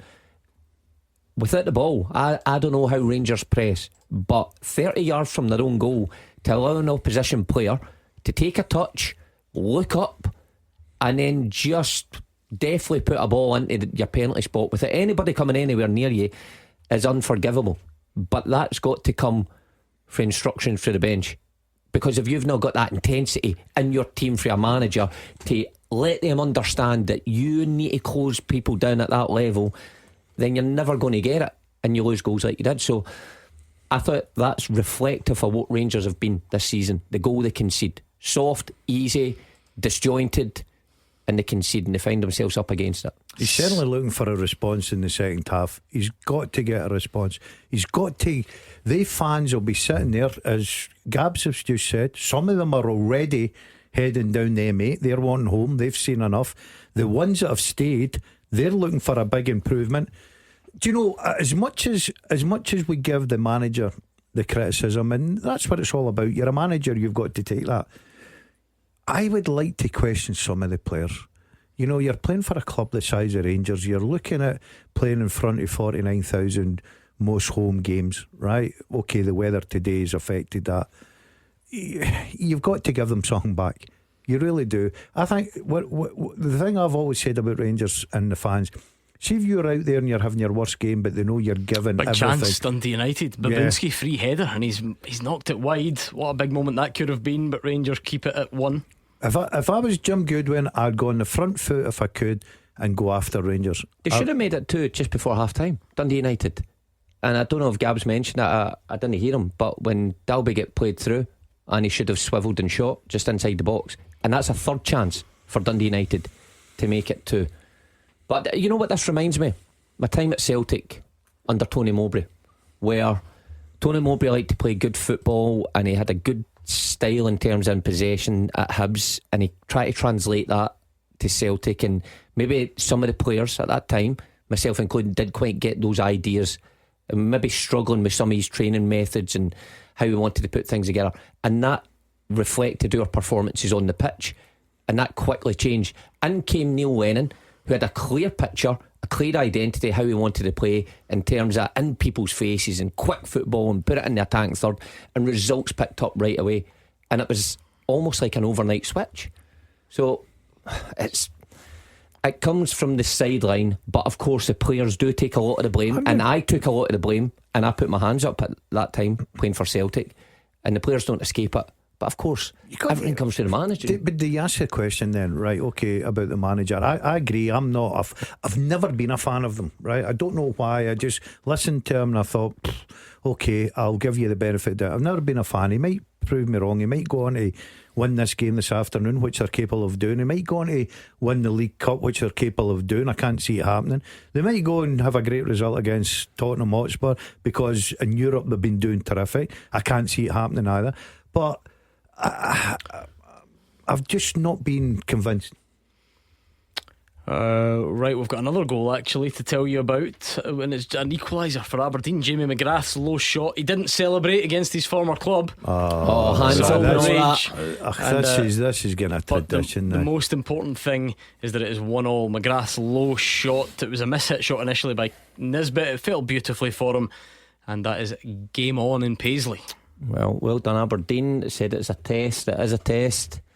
Difficult conditions going behind. They've got themselves back in the game just after half time. Jamie McGrath having a good season this season. He's a good player, him. Good player. Yeah. You know, he's a good player. Listen, I said that it's a test of character for Aberdeen, and they've come through that before. No bigger test at 2-0 down Celtic Park. You know, no bigger test when they lost 60 Celtic at Hampden, and then the following league game they went out there at home. I think it was Dundee, they put 4 by them. Yep. So they've got a bit of character in that team, Aberdeen. That's not celebrating against your team. Nonsense. Oh, I'd be right. I scored over. against for Celtic, scored against Dundee United over the advertising boards at Hold on, Tannadice hold into on. the crowd. Hold on. Yes. Hold on. Let's reverse that then. Right? Let's reverse that one. You score for Dundee United against Celtic. In your you- second spell at United, Yeah. you wouldn't have celebrated. Well, I sell it in my Hold on, of course I would. No, you would Of course I not. would. I scored for No, Dundee you United would against not. Celtic. But after you I ran played for away. them. But that's not the argument, is it? Because we don't know well, what would to happen. answer the question, what would you Of do? course I would. No, you would not. I know you. You are a crawler. You would not. You would not have been. I would have been celebrating. You'd have I been celebrate. phoning Andy. I know how you feel, Andy. I was the same. I suspect Motherwell have missed their chance. It's 98 on the clock. There's been a long delay there, and it's Ross County 2, Motherwell 1 still. That Zach Robinson goal has sparked a bit of effort and a bit of uncertainty from Ross County's perspective.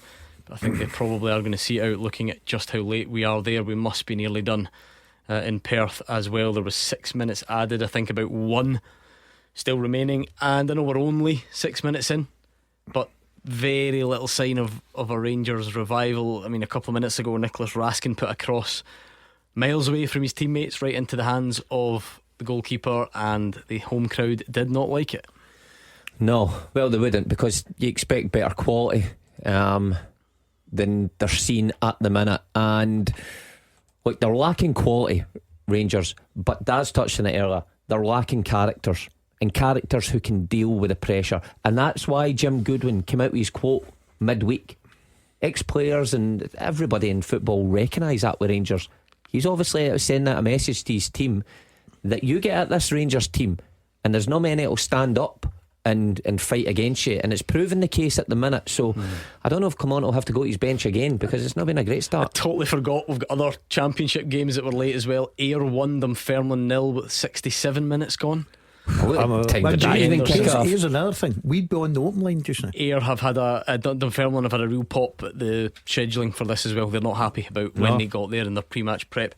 I think we're finished in Dingwall. Are we somehow not quite yet? 100 minutes, but it must be about to finish. Still fancy Motherwell. Yeah. No, I think the chance is gone. But David Friel is done in Perth. Yeah, Scotland finally finished full time. St Johnstone 1, Kilmarnock 0. St Johnstone players celebrating in front of me. A huge win for them. It takes them above Kelly in the Premiership. Mackenzie Kirk was the hero with the winner. He was a surprise choice up front instead of Adama Sidibe, but he showed why Simo Valakari picked him with a brilliant headed winner. The 20-year-old ran himself into the ground up top. He was a constant threat, and he got a standing ovation when he was subbed off late on. That was fully deserved, but I think a lot of plaudits should also be directed to the St Johnstone defence. They restricted Kelly to very, very little. They were really, really good today. Bozo Mikulic was excellent as well. Josh Ray, good in goals. And this is a huge win for St Johnstone. Kelly, it was a day to forget. Delayed kick-off due to the snow. Their journey was disrupted probably over 3 hours, and the first half was pretty much a non-event. After that, Kim Pioka had a shot save for St Johnstone. Robin McCrory making that save, but there wasn't much action. That all changed 8 minutes after the break when Mackenzie Kirk put the Saints ahead. It was a wonderful cross from Andre Raymond on the left. What a delivery it was. But the 20-year-old Kirk still had plenty to do, but he ran across his marker and glanced ahead into the top corner. Great finish. Sidibe actually come on for Nicky Clark just a few minutes later, and he almost scored with one of his first touches. Great volley, acrobatic volley, but Robbie McCrory made a good save again. Kelly, as expected, piled on pressure. He made changes. Fraser Murray was one of the subs. He came close, but a day to forget was capped when Liam Donnelly picked up a second booking and was sent off yet again. It's Kelly's 5th red card in the Premiership, their 6th in all competitions, and Donnelly's 2nd red card in just 3 games. So St Johnstone celebrate, but it's a 3rd defeat in a row for Kilmarnock and not a good day for them. Full time, St Johnstone 1, Kilmarnock 0. That is remarkable. 6 red cards in all competitions, 5 in the league. But the headline is it's a win for St Johnstone, and a good win. So Kilmarnock fans will not be happy with that. That's Rangers' best chance. Just a minute or two ago, by the way, whilst we were listening to David, Danilo hits it wide, and after a good cutback from Cherney, definitely one that should have found the back of the net, you'd have to say. Oh, big opportunity. And those are the types of opportunities that come along, and you make a substitution, you need to tuck away, and when they don't, you just think things are mounting against you. Yeah, especially the way Rangers are going this afternoon. When chances come along like that, you've even hit the target. It's dreadful, absolutely dreadful. It's finished in Dingwall, Ross County 2, Motherwell 1. Our reporter Callum Brown, who was meant to go up to the game and got stuck, he's still grafting. He sent me this lovely stat to say that that's every single the night before. Every single Motherwell away game this season's finished 2-1. 3 of them for Motherwell, 3 of them against Motherwell, and they're on the wrong side of it today, Gordon. They'll be disappointed in that, won't they? Yes, I fancied Motherwell not to lose there. I wasn't too convinced about a win, but I said earlier, if they'd have got a draw, you'd have probably, I'm quite happy with that. Down the road, it's been a difficult day. Our supporters couldn't come up to, cheer us on because of the winter conditions. But well done to Ross County. Sometimes we forget about that. Ross County must have been on their game this afternoon. They made sure that they were up for it, and they got their rewards with 3 points, and well done to them. But if you're Stuart Kettlewell, I think the way you've been going, wee bit disappointed. Yeah, for Ross County, chat about them, and I chat about them maybe going down. Sorry, Mark, quick chance. Václav Černý, he hits it wide, so Rangers starting to look a touch more likely, albeit the bar was set quite low. Yeah, Ross County be almost in the top 6. Well, the joint with St Mirren, if it stays that way. So well done to Don Cowie, because never easy up there. Good result for them, and they might just survive this season, no problem. Bad day for Kilmarnock. Yeah.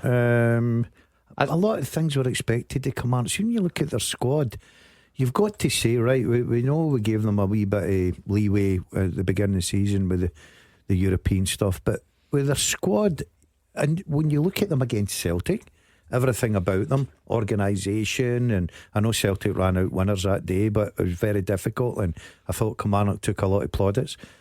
But for me, they're underachieving with the players in the squad that they've got. Well, you just can't put your finger on their disciplinary record. It must be the worst. It's got to be the worst from the start of the season to November.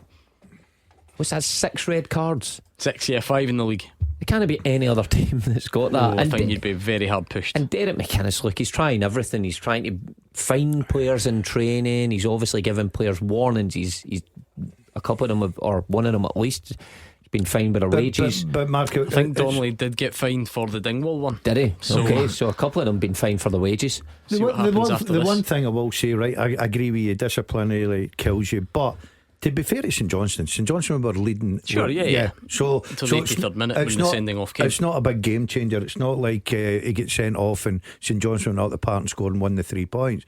But yes, you're right, he'll be disappointed with it. He can't keep doing that. You've got to rely on players being at least a bit sensible in the pitch. Remind us of your second half teaser, whatever that means, Mark. You've reminded me that we had one. Hugh will finish that off next Saturday. I spent almost 5 years in Scotland and also played in the English Premier League. I've played alongside Adam Matthews and Jamie Murphy, and I have 47 caps for my country. Who am I? Okay, Benedict Barnes thinks it's Victor Wanyama. No. Charlie Bayer wants to throw in David Marshall. Nope. Okay, keep your guesses coming then at Clyde SSB. If you want to give it a bash, please do. 50, just about the hour mark at Ibrox. They have looked more likely now, Gordon, but yeah, you would expect that, Gordon. You've got to look for a response. You're at home You know, you don't want to drop any more points. It'll be interesting. I think Hearts will be a difficult game for Celtic tonight, because I think they'll be well organised. I don't think Hearts will get anything from the game. I think Celtic will be too good. So you'd imagine Celtic picking up another 3 points. Aberdeen are still at that stage where they could go and make a good afternoon and pick up 3 points. So it's important that Rangers get back into this game. There's still time. They are getting better. But when chances fall to you, like Danilo's chance, you've got to stick them in the back of the net and give yourself some hope. Even if they do go on to get a goal, or they get a couple of goals and win this, you're still papering over the cracks. Because remember, Dundee United should be 2 up. Babinski's had the best chance of the half. He should put them 2 ahead just after half time. So for the majority of the game, you've been poor. You should be behind. Now, if it does happen and they win the game, come on, will come out and say that's character and that's what we want. But it's only so many times you can say that. Character will get you so far. You need quality. You need a game plan. You need a style, and you need players who'll carry out your ideas. Rangers have got none of that. Well, I've always said it's about the frequency with which these things happen. Gordon, if you are Celtic, which I know is an uncomfortable example, if Celtic go to Tynecastle tomorrow, much like much like Rugby Park, and are not very good and are not really at the top level, and they scrape a win, folk can go, oh, you know what, it's good character and it's a sign of champions or whatever. But if this is your performance level every week, you know, even if you do win that, put it this way, you're never going to win the league by stinking your way to a 1-0 win every single game. You're just not. This is going to eventually catches up with you, Gordon. And plus the fact, what it does is the fans turn against us. You know what I mean? It's an entertainment business. First and foremost, I would agree with everybody in football. Oh, the results are most important. But you've got to, you said there, example, Celtic. Yeah, but how many times have we watched Celtic this season? They've been absolutely brilliant. They've been at it on the front foot, scoring goals. You look at their performance against Aberdeen. But Rangers have never had that in their locker, and they don't look like they've got it. And Rangers fans are turning off in their droves. And it's going to be tonight, it'll be a big sort of a 30 odd minutes for the manager. I don't think there'll be a sacking. I think he'll get to the League Cup final, but there needs an improvement. No, we do need to get to the final scoreline, I think, before we talk about what I was going to kind of maybe relate it. The Motherwell semi-final game, kind of the same pattern as we're seeing here, where Motherwell score, Rangers are really poor, Motherwell are well in the game and probably deserve to be in front. But Clement comes out after it and says, I want that game to be a reference point. Now, if he wants it to be a reference point and his players are hearing that, well, here it is, right in front of the Rangers crowd at the minute, a reference point. It's the exact same. Now, if they go on and win 2-1, is he going to come out and say, well, that's exactly what I was talking about after the Motherwell game? Come on, you're right. You can't go through a season like that hoping to keep up with Celtic and Aberdeen playing like that. Yeah, I think I get back to the days just now of going to Ibrox and thinking, oh, this has got to be a very difficult game.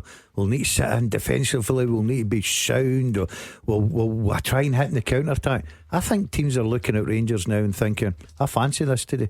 I really do. Yeah, and Jim Goodwin was one of those, because he went to Ibrox this afternoon, 4-4-2, the old traditional system. Didn't look at Rangers, looked at his own players, believed in them. So far it's working.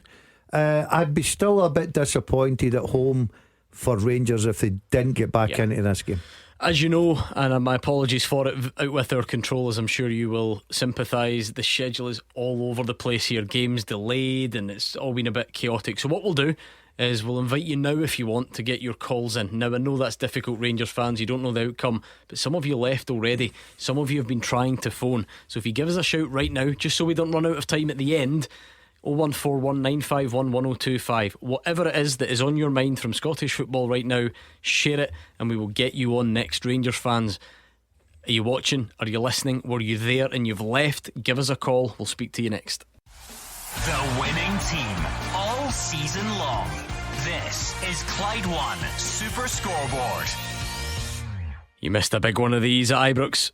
Goal flashes, with M&D Green Pharmacy. Rangers are level. It's Václav Černý, well worked, 1-2 into the box, slots it low. Glenn Middleton didn't track his runner, and Rangers are level. Now George is a Rangers fan. You called when Rangers were losing, George. We called you back to get you on, as we always do. Has that changed? Has it cheered you up, or are you still fearing the worst? No, I'm still fearing the worst. We're all over them, but it's just terrible football to watch. You at Ibrox, George? Yeah, we're at Ibrox behind Copeland to do. Absolute terrible. I thought you were in the house. Watching the show and watch this rubbish. This is magnificent. I'm sure this has happened before, but not for a long time. You not sense a winner might be coming, George? I think, I'm not going to lie, I think there is a possibility we're going to get a winner now. But when I phoned down, the Dessers was still on the pitch, and so was Diamondi. Just so anti-football, proper at the back, 3 centre midfielders, 2 holding midfielders, a rubbish striker that can't score goals. It's just terrible. It's been terrible all season. So yeah, I was just waiting to the panel what to say. See, even if Rangers do win it, George, will you still just be a bit down about things because of the performance level? Yeah, even if we win 3 or 4-1, still disappointed because it's still the same rubbish every week that we come and watch. Terrible. So anti-football. I'll tell you what, things are grim. If you're phoning from the stadium, things are grim. Yeah, and everybody can hear George. That's worse. I agree with George. I think Rangers, I've said it many times, Borefest, they might go on and win this. Earlier, just before the goal, I was talking about I'd be surprised if they couldn't get something, but it's just a turn off. And Rangers fans, you know, I'll give George all the credit in the world. You know, a lot of fans have walked out, decided to go home. Enough was enough. George is sitting there, he's suffering it, he's hoping that they can get that result, but performance wise, it ain't good enough. Have the subs worked, George? Slightly. Danilo missed a sitter, but I do prefer Danilo to Dessers, and I like Hadji as well, so I'm praying they work, because I like the 2 subs better than the start 11. But that's what Gordon was saying there as well. I'm sitting in here, and I know the boats were cancelled for Ireland today, but this is half a stadium. Come on! Oh, this is I'm going to let George go. Yeah, this is remarkable. You're lucky there's 25,000 here today. That's the way it is. George, you enjoy the rest of your evening. Thanks for calling. This is magnificent. We're in. Calling from the stadium. You can hear the boos in the background. George is going, go on, as the shot goes over the bar. That could have been a great moment in radio if Rangers had scored and George had stood up and shouted something else. Oh, nothing more something likely. Beauty. No, I think if Dundee United had scored. Oh yeah. That's sort of what I had in my mind there, I must say. But there, listen, I, like half joking, half not. If you are, and I know it's just one person, but if you are urged to get that phone out and phone us whilst you're at the game because you're so unhappy with what you're seeing, it does kind of tell a story, Mark, and I'm slightly tongue-in-cheek about it, but there must be something in that. Well, I've been on this show a long time. I've seen Celtic going through some horrible periods, and I've seen Rangers sack their managers, but I can't remember too many fans phoning in from the stadium, even when they've just scored an equaliser and Rangers have got their tails up and still saying it wouldn't matter. And it just shows what the fans think. It's different if you're getting bad luck, but it's still good to watch and you can still see players you like. The problem is they're not getting that, Rangers fans. The players aren't performing well. The system just isn't exciting. He touched on a good point about the 2 holding midfielders at home. But we spoke about it against Hearts, that you've got 2 holding midfielders there, and do you really need that in games where you should be controlling a lot of the possession? Could you go more attacking? I think the Rangers fans are wanting a system like that, but they're not getting it at the minute. And again, there he's saying that he prefers the subs than the starting lineup. And lots of Rangers fans are the same. They like Hadji. They want to see a bit more Danilo coming on or starting games rather than Dessers every week, or rather than Diamandi. But the manager just can't get anything right at the minute, it seems. Still level. St Mirren 1, Aberdeen 1, Palaversa and Keskinen for Nielsen and Morris. So Aberdeen have been much better after the break, but it's level as things stand. What's the time in that? I've lost it. Same as Rangers. No, 15 minutes 10 minutes after Rangers, I think. Was it? I've lost. No, I've lost. Rangers, it. Rangers were 5-4. 5-4, 5 minutes. No, same as Rangers then. Aye, 5-4. Yep, 72 minutes gone. So because it wasn't planned to be, but by the time Rangers kicked off, That's right. and it's balanced up a bit at half time. 72 gone in Paisley, and about 73-4. Tierney has it in the net again. Is that one going to stand? Offside. VAR. What a moment this could be. What a moment this could be. Because if this does count, then you'd be very hard to see a way back for Dundee United. No goal. There we go. So it was a good call by the officials. Still 1-1.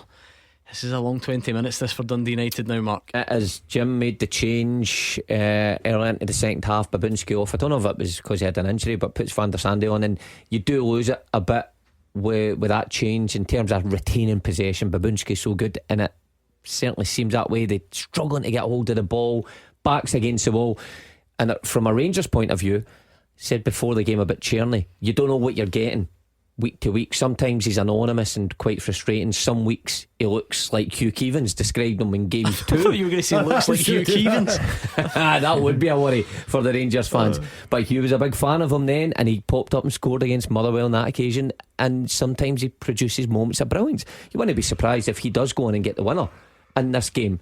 Well, he's not been flawless, clearly, but it is his 7th since joining, and particularly, I think that's 6 of them since kind of early October. So he's contributed a bit, Gordon, recently, for sure. More than that, a double against St Johnstone, double against FCSB, a goal in the narrow win against St Mirren. Yeah, he's definitely a threat. He's a goal scorer as well, Gordon. So I think that this year Jim's assembled a good squad, nice balance to it. I've looked at the goal at Tierney and take nothing away from him. Good goal, good movement. That's what he's all about. But if you're Jim and you're sending on a sub, Middleton, you got to ask him to do the easiest thing in the world. Go with the runner. It's a 1-2. Everybody knows that for young boy football. You've got to match your runners. He switched off. He was lazy. And they get punished. Young boy football. It's a good way to describe it.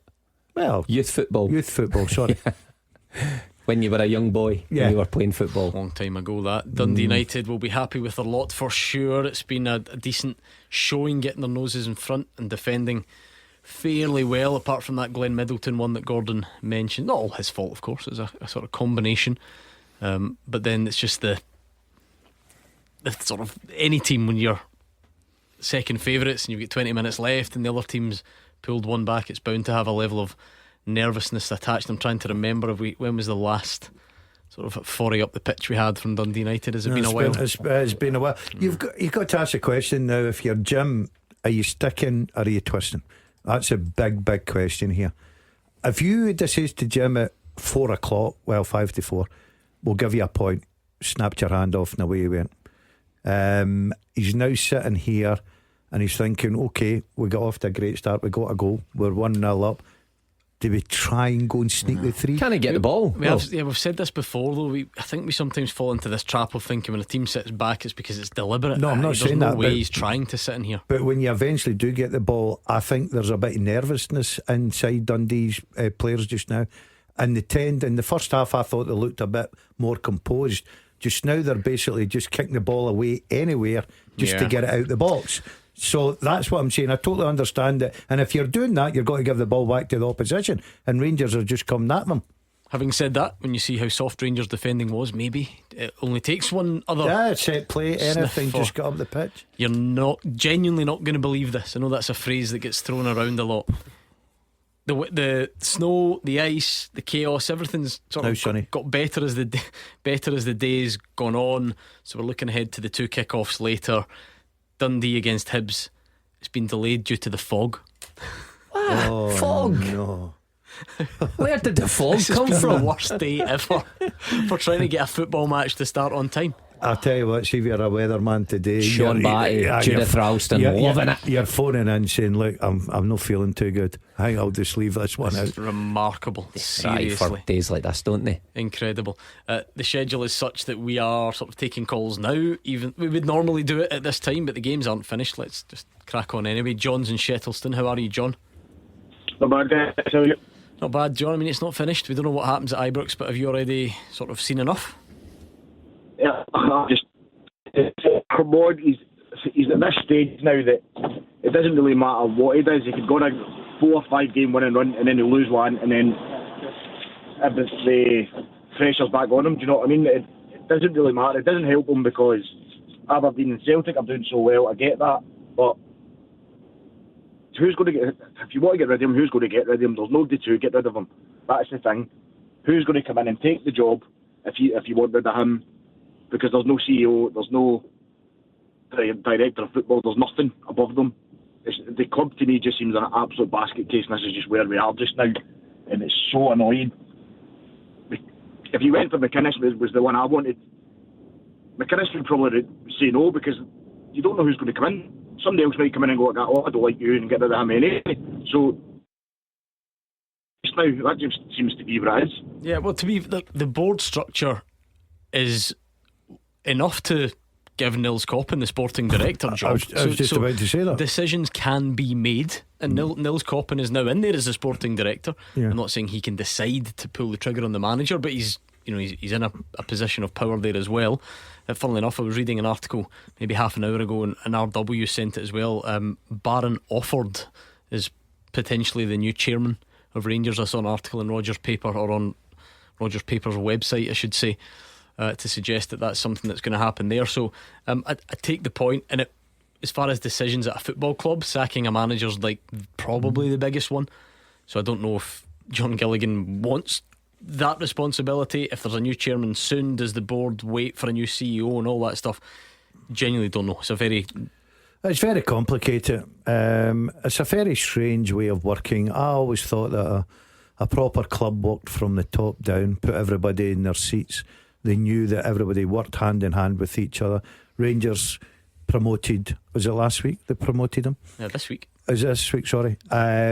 So obviously people are making decisions, and they're making big decisions, because all of a sudden you get a CEO coming in and thinking, no, that's not the way I want to see this structure. But the board have went already and made that decision. The club just now is all over the place. It really is. The fans have had enough. The manager is coming under severe pressure. He might go on and win the game this afternoon, but the fans have turned off. We heard George. When was the last time you ever, with 25-30 minutes to go, at Rangers at Ibrox, third against fourth, right? And you're able to sit and make a call, and you could hear them as clear as anything. So you think incredible? Are you of that view, George? If Rangers, even if they do go on and win this, it's just been another performance that's done the manager no favours? Oh, absolutely. It just seems to be stuttering to the results type of thing. I don't really know how to explain it, because you're saying that there's no, you don't see any structure of play, you don't see any patterns. They seem really disjointed. Some seem to want to go towards the ball, and then you see other ones kind of half-heartedly thinking, am I meant to go here? Am I meant to press here? Or we'll just stand off, that'll be fine. We'll accept the crosses coming in. You see me beat the crosses all the time, letting people. This is the thing with full-backs as well with modern football. Crosses just seem to be allowed to come in the box now. So I don't understand. I don't know. John sounds scunnered, Mark, and I just think that the number of goals scored, I mean, Rangers could get a few at the end of this one. It seems very unlikely from this point, but it's just so difficult when you're talking as the game goes on. So as it stands, what is that? They've got 17 goals this season. 17. I think Dundee United below them have got 19. St Mirren have got 18. Now granted, these teams have played more. St Johnstone have got 17. Dundee have got 18. Yeah. And again, we said it before, that separation of home and away fixtures, I think most people would take it. You go to Tynecastle, win 1-0, fine. Go to Rugby Park, win 1-0, fine. Paisley, Fir Park, and so on. But Rangers home Premiership games, even the wins, 1-0 against Hearts, 2-1 against St Mirren, 1-0 against Hibs. Even going back to the Hampden days, it was 2-1 against Motherwell. So there's the outlier, like we said, there's that 6. But other than that, it's like 1 goal margins all the time. I think 2-0 against St Johnstone, wasn't it? But just not the goals tally that we're so used to seeing. Yeah, just a struggle, and probably the goals just come from individual moments in games. You see Cherney there, and it's probably good play individually. Again, you look at the Hearts goal that they score, so kind of cross from Tavernier and it's in so opportunistic kind of moments rather than anything you go, wow, I've seen that goal time and time again. That's why they struggle, because they're just waiting and moments happening, and it eventually catches up with you. Now, whether that be today and you drop 2 points today, or you get another Tierney moment of magic that bails you out of it, you're just papering over cracks. Well, thank you to John from Shettleston. 01419511025. We're off at 6 as always on a Saturday, so it's just a bit of a difficult schedule. We thought we'd try and squeeze in some calls and take the temperature out there, but we don't know how this one's going to finish yet. It's still poised as well, similar time frame at Paisley, and same scoreline. St Mirren 1, Aberdeen 1. The hosts took the lead in that one fairly early on, but Aberdeen having better of the second half. Well, that's interesting, because Rangers Dundee United have taken centre stage, and we're forgetting that Aberdeen could go top tonight, so still finely poised. I wonder if Jimmy Thielen's team's got it in them. It's fine lines. They are top as it stands. Yeah, okay. But it's fine lines, because if this keeps here at Ibrox 1-1, Aberdeen get a result, it's 11 points all of a sudden. You know, between Aberdeen and now they're not going to catch Celtic, let's not be kidded here, but it's 11 points between Aberdeen and Rangers. But it could flip the other way, of course. If Rangers get the 3 points, they make up 2 on Aberdeen. Finally balanced in the last 10 minutes. Oh, or is it? Goal flashes with M&D Green Pharmacy. St Mirren 2, Aberdeen 1. It's a header at the back post from a corner. What a big result we've got in the making here. Aberdeen's first league defeat is getting closer. It's Richard Taylor. It's the man who this week, he was the subject of comments about his contract and they want him to stay, but they don't think it's going to happen. Well, he's showing his worth. A towering header at the back post. St Mirren lead Aberdeen by 2-1. Brilliant for St Mirren. I thought that would have been I went for a draw on that. I thought it would have been a difficult afternoon. St Mirren never give up anything easily. Aberdeen get back into it. You heard there from I heard from you, Gordon. Aberdeen were dominating most of it. You're thinking, right, okay, that's the character. They're going to go and win this. Great opportunity, that 11-point gap that I was talking about. All of a sudden it ain't so bright now. For St Mirren as well, how tight does that make, the top six? You've obviously got, Celtic, Aberdeen and Rangers, but then between Dundee United, Motherwell and St Mirren, so tight, and the gap then just opening up between them and the bottom six. That'd be a terrific result if it stays that way for Stephen Robinson. Big day of football, eh? Yeah, delays everywhere, but big results. Yeah, I got off to a slow start. I got off to a slow burner, I've got to admit, but been a lot of good talking. Huge chance, Rangers. There's a save from distance, then there's the rebound, bodies sliding everywhere.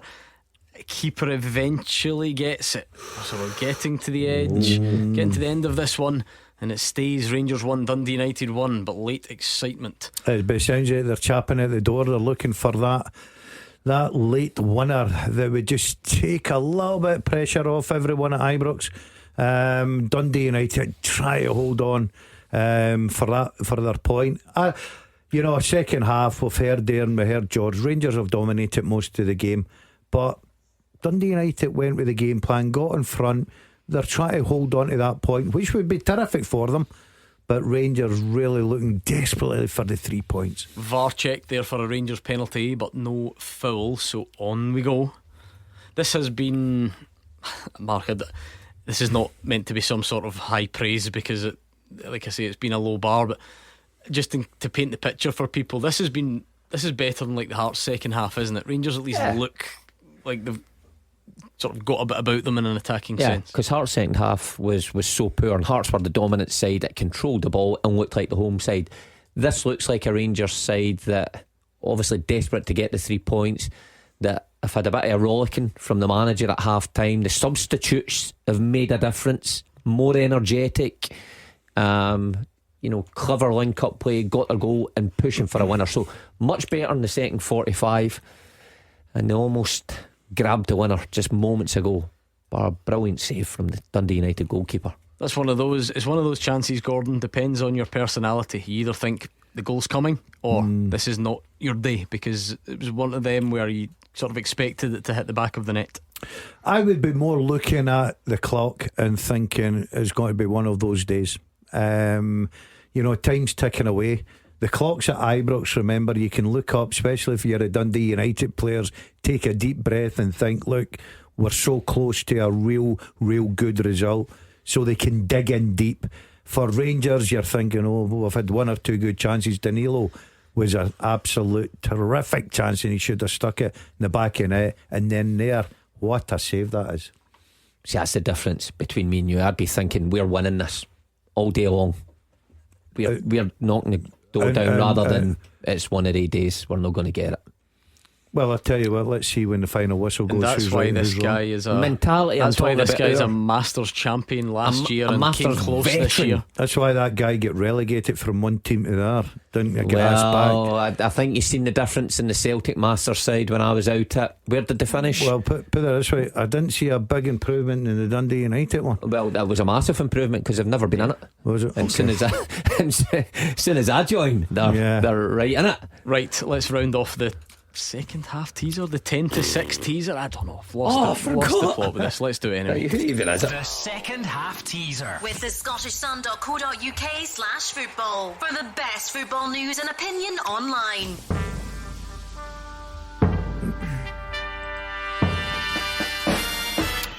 I spent almost 5 years in Scotland and also played in the English Premier League. I've played alongside Adam Matthews and Jamie Murphy. I have 47 caps for my country. Who am I? I am Beram Kayal. Beram Kayal played with Jamie Murphy at Brighton, of course. There was a few of you got it right, I have to say. Let's see what the podium looked like. The fastest three were Ryan Hunter in third, well done. Mark Tiernan in second, and Rab Beaton, the winner of the second half teaser. You guys know your Beram Kayal knowledge. Even you got it though, Gordon DL. So again, must do better. Must make them harder next week. Yeah, you need to mix up a little bit, Gordon. They're becoming too he's good at it. Too easy for me. Good player, Beram. Liked playing with him. Did you? Yeah, very good. Right. Do you think he's reversing that compliment? Of course, I made him the player. He came an unknown and he played just inside me, didn't he? I don't know, he's running, he's decoy running for him. I got me his move to Brighton. We've got 8 minutes added at Ibrox. 8 minutes? And about 7 minutes left of this show. I don't know. Come on. See what the weather's done to us. George will wait, won't he? Surely, can you do a remix of the Super Scoreboard kind of theme? I'm sure he could. Beat behind a man of his talents, I'm sure he could. That's easy enough to do, isn't it? Press the button. I'm more interested in thinking I'm going to get caught up in that traffic. Oh, that's right, yeah. No, I don't think it will I? I don't go there. I think you will. Hope so. Saying that, I'm heading your way tonight. Hold on. You hope so? There'll be about 5 cars leaving Ibrox and it'll be empty. Has been sparse today. 4 added in Paisley, so we'll get that in. I'm just wondering. I wonder if George is away. I wonder if he's had enough. We're in. Great commentary. We need more of that. We need more fans calling in during the game. Quite like that. It was exciting for a moment. Is Rangers getting a winner? You think? No. I think it's gone. They've still got 8 minutes. 8 minutes is nothing in this modern day football. It wasn't nothing in my day football. It was just still 8 minutes. But it's nothing worse if you're a United player. Oh, no. Here he is. Here comes the man. Do we need to ask the gaffer for permission? You want to do a wee bit of overtime? Just another 2 minutes. That's alright. You sure? Okay. Bits and pieces can wait. As long as you want. Bits and pieces can wait. Look at that. I mean, don't get me wrong, the country's furious at that because they'd rather hear George. Can you clarify something? I've taken a bit of stick this afternoon. Have I ever asked you for a shout out? All the time. Thank you. He generally did. He asked me to play David Morales Needing You one day. I like that. He was going over the Erskine Bridge. Hold on, say that again. What's it called? How does he know who that is? It shocked me as well, man. Needing You. I like that. Can you play the night for me? Aye, pal. Brilliant. Thank you, George. There we go. We will see the full-time whistle at Ibrox and then we'll hand over to George to properly entertain you on a Saturday night. He's good like that. Yeah, he's a top man, isn't he? He just needs more time to get organised because he's usually running in here last minute. But anyway, let's see how we go here. We're 92 gone at Ibrox, 8 added in total, so there is still time for either side to grab the winner. If you're looking at the balance of play in the second half, you would certainly Where lean did we get the towards 8 the home minutes from? side. Does Gabs tell us there where are the 8 minutes? Well, I know there have been substitutions. A lengthy injury or anything? Were they? No, I can't remember any. I'm just trying to think where they got the. I know the substitutions and everything, but 8 minutes. United have had a couple of players down. Yeah. What were the VAR checks? There was a VAR check for the Rangers down. penalty. The cramp, there was the Tierney offside check was quite quick though, wasn't it? I Yeah. think for the goal in Dolby's was the first half. It's kind of verging on standard. What was, by the way, I didn't get the chance 100? to confirm. I think we went about 11 or 12 at Dingwall. I didn't even get the chance to see it overall. But it's usually the days of 90 and 91 minutes are well and truly gone. Nowadays 93, 94, 96, 97. Well remembered. I think there's one big chance left for Rangers, isn't there? Couple of minutes left. certainly lots of one territory. big chance. Nah, I don't think so. I think Gone. it's a damp squib. I think it's gone. I'm sure every Rangers fan that's probably heading home just now, because I think a lot of them will be hoping for that to. Will Clement reference again this young team? Oh mate, you can't. I've lost the will to live listening to some of these interviews with that. I think the Rangers fans just want him to come out and be honest about it, and say what it is. It's not good enough. It's not good enough. Hugh's on Twitter. Remember, Hugh called a couple of weeks ago after a Motherwell win, and he was critical of the performance. Ooh, yeah. He got a bit of stick from us and his fellow Motherwell fans, so fair play, because this one he's certainly entitled. He says that subs are even worse, nothing positive, too negative setup every week, tactics and formation, which I don't detect a lot of love for the Motherwell performance today. Oh, you must be so torn on that game in the English Premier League, because you've got Man City, your club, really close to your heart, and you've got your former teammate Ange up against them. Do you know what the score is? I would be a say, great game. I would say 0-0 2-0 Ange at Tottenham. at the moment. Pep going for a fifth defeat in a row after signing his new contract. New contract. And I'll tell you what, Vardyol's struggling. He's obviously still got the fear from Ben Doak. He's had sleepless nights for the last week, and it's carried on into the English Premier League. Full time Paisley, Roger Hanna. Full time, St Mirren 2, Aberdeen 1. The Dons have missed the chance to go top of the table tonight, Gordon. A first Premiership defeat of the season, a first ever league loss for Jimmy Tillin in Scotland, and the Smizer curse strikes again for the Dons. 6 defeats and 2 draws in their last 8 trips. Toyosi Olasanya and Richard Taylor, the 2 players. Stephen Robinson fears losing when their contracts expire in the summer with the goal heroes. It was pushed back to a 4 p.m. kickoff after referee John Beaton gave the go ahead at a 2:55 inspection, and Saints will love that. They took the lead in 19 minutes. Route 1 football, goalkeeper Ellery Balcom booming a clearance all the way through to Olasanya. Rubizic and Malloy, the heart of the Aberdeen defence, couldn't deal with him, and it was a cool finish past Dimitar Mitov. They're a scaring 25 minutes, beaten, initially sent off Alec Gogic for a challenge on Shaden Morris, but VAR Matthew McDermott sent him to the screen. He downgraded it to a yellow. The Dons were level 5 minutes into the second half. Ex-buddy Jamie McGrath scoring against his old club. A low shot after substitute Kevin Nisbet mishit his effort in the box.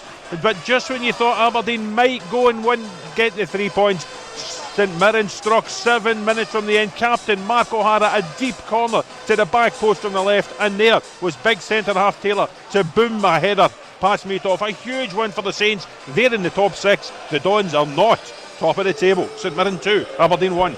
Incredible day for St Mirren, well done to them. There will be all the usual questions. Is that the bubble burst for Aberdeen? Are the wheels come off? Depends what way you spin it. It's a very good win for St Mirren, but we're closing in on Rangers dropped points here, Mark. A day that sees Rangers gain a point potentially on Aberdeen. What a missed opportunity for Jimmy Tillin's side. Well, that's what he'll think when he goes away and he sees the result coming in from Ibrox. But of course he'll be concentrated on his own side, and he would have fancied his own side today. A bump in the road, but again the test is how you recover from that, and sometimes you learn a lot about your players in the next game to a defeat. So that's what he'll be looking towards. I mean, Gordon, this is the problem, because the negatives will get focused on about, projecting forward and saying, is that the end, or is it the start of the slide, or whatever. We've made it to late November and Aberdeen have just lost the league game for the first time. It's incredible. Yeah, I don't think you can be too hard on them. You've got to see how they go in their next few games. I mentioned it earlier, they took a real drubbing against Celtic. They were lucky to get away with just 6, and they bounced back the following week. So give them a bit of credit, and let's see how they go from here. How good a win's that for St Mirren though? Brilliant. Like, you always know you're in for a game when you come to Paisley. Stephen Robinson's got his team well organised. They'll get in about you. They're a threat. They can score goals, on their day, and probably a well-deserved victory. Full time at Ibrox. Here's Gabriel. Boos ringing around Ibrox from the few people that are left inside the stadium after another poor performance from Rangers. Full time, and it is Rangers 1, Dundee United 1. Sam Dalby had given the visitors the lead with a free header in the first half, but Václav Černý ensured his side picked up a point with a second half goal. Philippe Clement is seriously struggling here. Celtic now have the chance to extend their lead at the top of the table when they visit Tynecastle later. Full time at a nearly empty Ibrox is Rangers 1, Dundee United 1. Incredible, well done to Dundee United. Rangers fans will be disgusted at that, Gordon, and this day has been crazy. The weather, the scheduling, we need to go. But sum it up, just how bad is that for Philippe Clement? What does this mean? A real bad day for Rangers, a bad day for Aberdeen, but all eyes will be on the Rangers manager to see what he says after this. It's not good enough, Gordon. Yes, they improved second half, but 1-1 against Dundee United, fans leaving in their droves. The stadium was nearly empty after 70 minutes. Philippe Clement is coming under a little bit of pressure. Aberdeen missed a great opportunity to go 11 points in front of Rangers, but incredible football this afternoon because Rangers have gained a couple of points. They have indeed, and we roll on to Tynecastle this evening, so we thank you very much for your company. We're back Monday night from 6 to look back on it all. The Clyde One Super Scoreboard Podcast with Lucas Volvo. Book a test drive for the Volvo EX30 today. Head online for details.